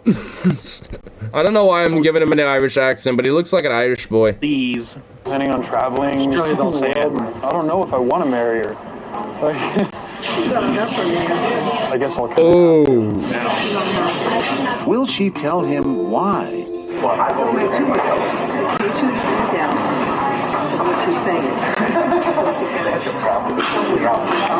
Again, this is not even... Oh my god, it's always the cop-out. They never are forward with it. They're not forward with this. It's just like, yo, just be upfront with this shit. Just be like, yo, she's fucking faking it. They're like, yo, just go to like a clinic or something. It's like, oh my god, just... it's like, man, they're like... This is just... You should just be explicit at this point, you know? Come on. Do you think I should have doubts? What do you mean? There was a woman that was pregnant. There we go, finally. Oh, here we... Yes, yes. Ooh, give it to me. Give it to me, girl. Let's go. Give it to me, Grams. Give it to me, Grandmas. Yeah, and even then, they probably should be. They should have been way more explicit about this shit. Like, come on, Hell this is yeah. like an easy slam dunk. She should have jumped up, and be like, "She got the piss cup," and just fucking like going about it. She seems as upset as Zarek. Is everything okay? So we send over our waitress Tracy to help calm her nerves. Oh, yo, it's Tracy, and she's not being racist today. Oh my god, Tracy! What if Tracy? You know shit's gonna be good when what if Tracy Tracy sits down? She's like, actually, maybe she should do that, and she convinces her that it's okay. Does it feel like that show? What would you do? Now that. Tracy, you can't be doing this shit. Okay, Tracy's the real. I'm John Quinones. Oh, this is awful. Tracy really came there to control and say, "This is what would you do?" That poor guy. I still feel sorry for him. I really do. I have two daughters, but still, I wanted to save him. Save him from me? I thought that would be a lot easier for people to stand up. Ooh, let's do that. I honestly did too, like, seriously. I mean, like, only one person really kind of did, and they only barely did at the end of it.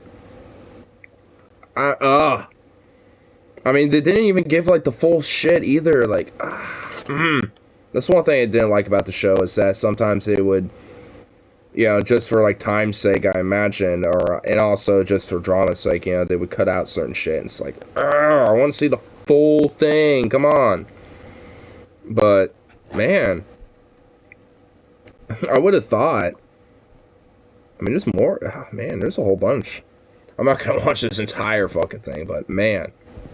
That just, like, brought back, like, some memories of that show, though. What would you do? Mike Keown is. Dude, they need to bring it back. If it's... Is this still going? I'm looking that up right now. I low-key want that shit to still be going.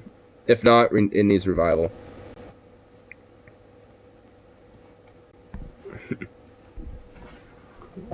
What? Yeah, here we go.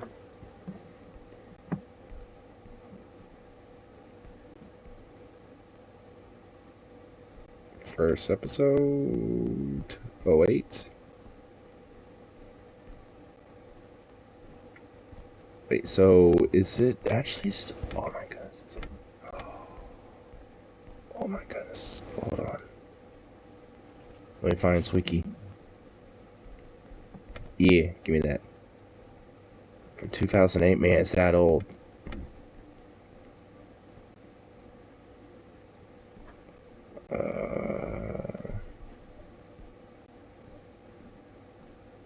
Oh, it's still going on? Oh, yes. Yes. As of December 8th, 2020, 147 episodes of What Would You Do have aired, including 10 specials, including the 16th season. Oh, awesome. Oh, I want to see... What's this...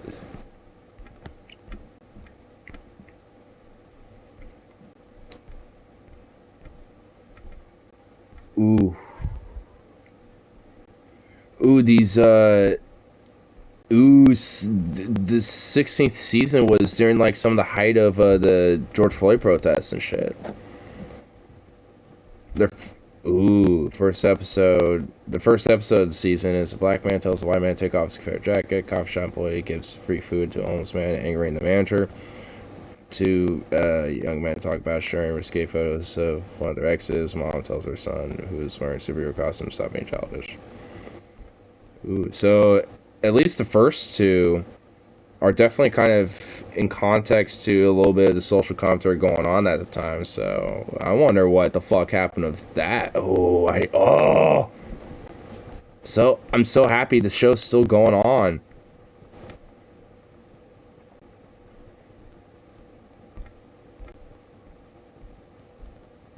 Oh, this is epic. Ooh, oh my god, yes. Yes, boy, let's go. Episode 7 of season 16. A teenager begs his anti-vax mom to let him get a vaccine. Yes. Oh my god, let's go. Let's go. Dude. Oh, I got to see that episode. Oh my god, I gotta see that episode. That's gonna be a good one.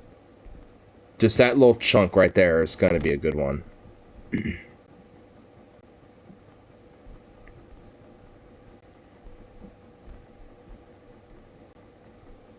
Ooh. Man. I love that show. Can't believe it's still going on. Oh. Yes. That just makes me happy now. I honestly, where can I find some episodes of that shit, actually? Because I might want to watch some of these episodes.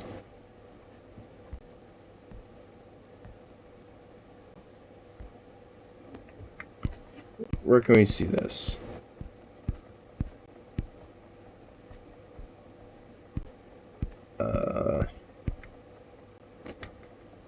Okay, is it just straight up on ABC, I guess? Just its website? Let's see. Oh shit, yeah, they're on their website for free. But they only have season 15. Oh, no, wait. I think season 16 is on here. Yeah, it is. Awesome. Yes. Yes. Epic. And these are probably uncensored too because they're on the actual website here. Oh, that makes me happy. That makes me happy. Yay. Sweet. Because I actually legit like that show. That's also like one of the few, like I said earlier, like one of the few reality TV shows I legitimately actually kind of like. Along with MasterChef, Hotel Hell, and Kitchen Nightmares, which I guess coincidentally enough are all Gordon-related shows. Which I guess just more because I like Gordon legitimately. Hey, sweet boy. How you doing, buddy?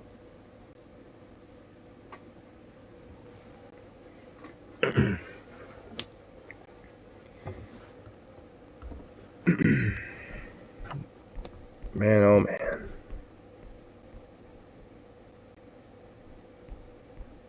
Let's see. Is there any like last little bit of things on too, aside from like just going back memory lane with what would you do?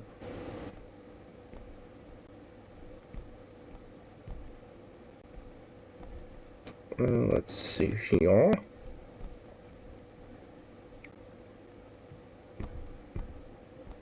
Yeah, really much it. Oh wait, what's this?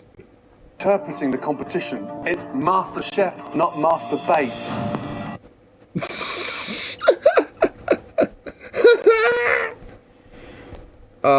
Gordon, I love you. It's Master Chef, not Master Bait, you donkey. You donut.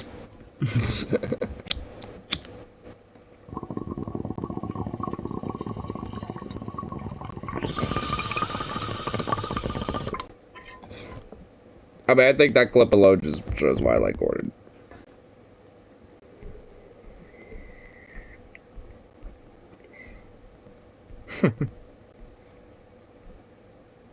Anyway. Yeah, like too much on tube. But going on for a nice little, decent little 3 hours there, y'all. I think all in all. So, get this last little bowl loaded up, kind of good. Get some grubs in me. Get some delicious grub. Well.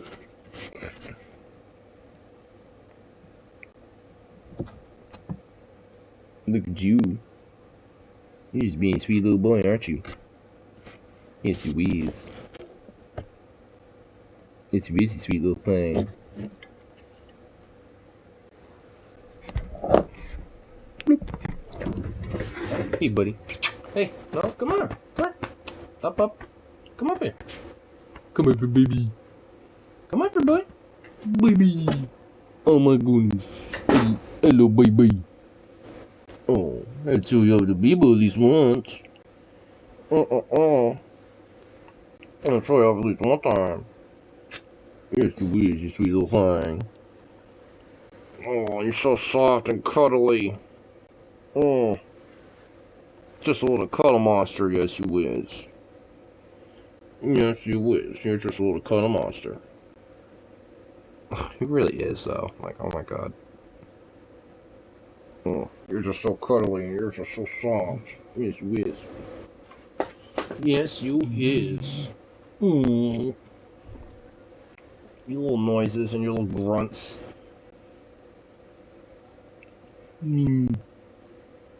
Just sweet little baby. Look at you. Just a sweet handsome thing. You are just a sweet handsome little thing you is. My goodness, look at you. Alright, one more little treat. One more little treat for your sweet cuteness. This is the last one you're getting for the night. So, you're using me as support. This is unacceptable.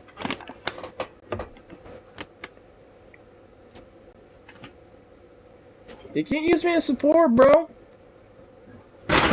Oh my god. Oh, last one for the evening there, bud. Thanks for getting a big ol' good fresh old box of grub. Well, it's not a box, but fresh old thing grub for you. It's in a box though.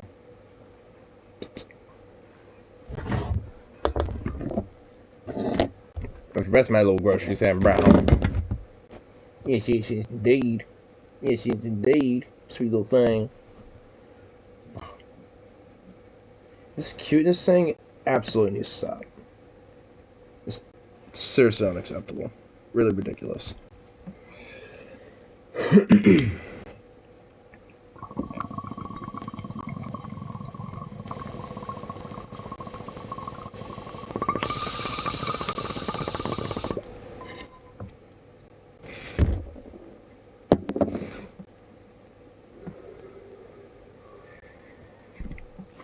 Anyway, I'll call it good for us as leaving, so peace out, and of course, I'll be around for that next one.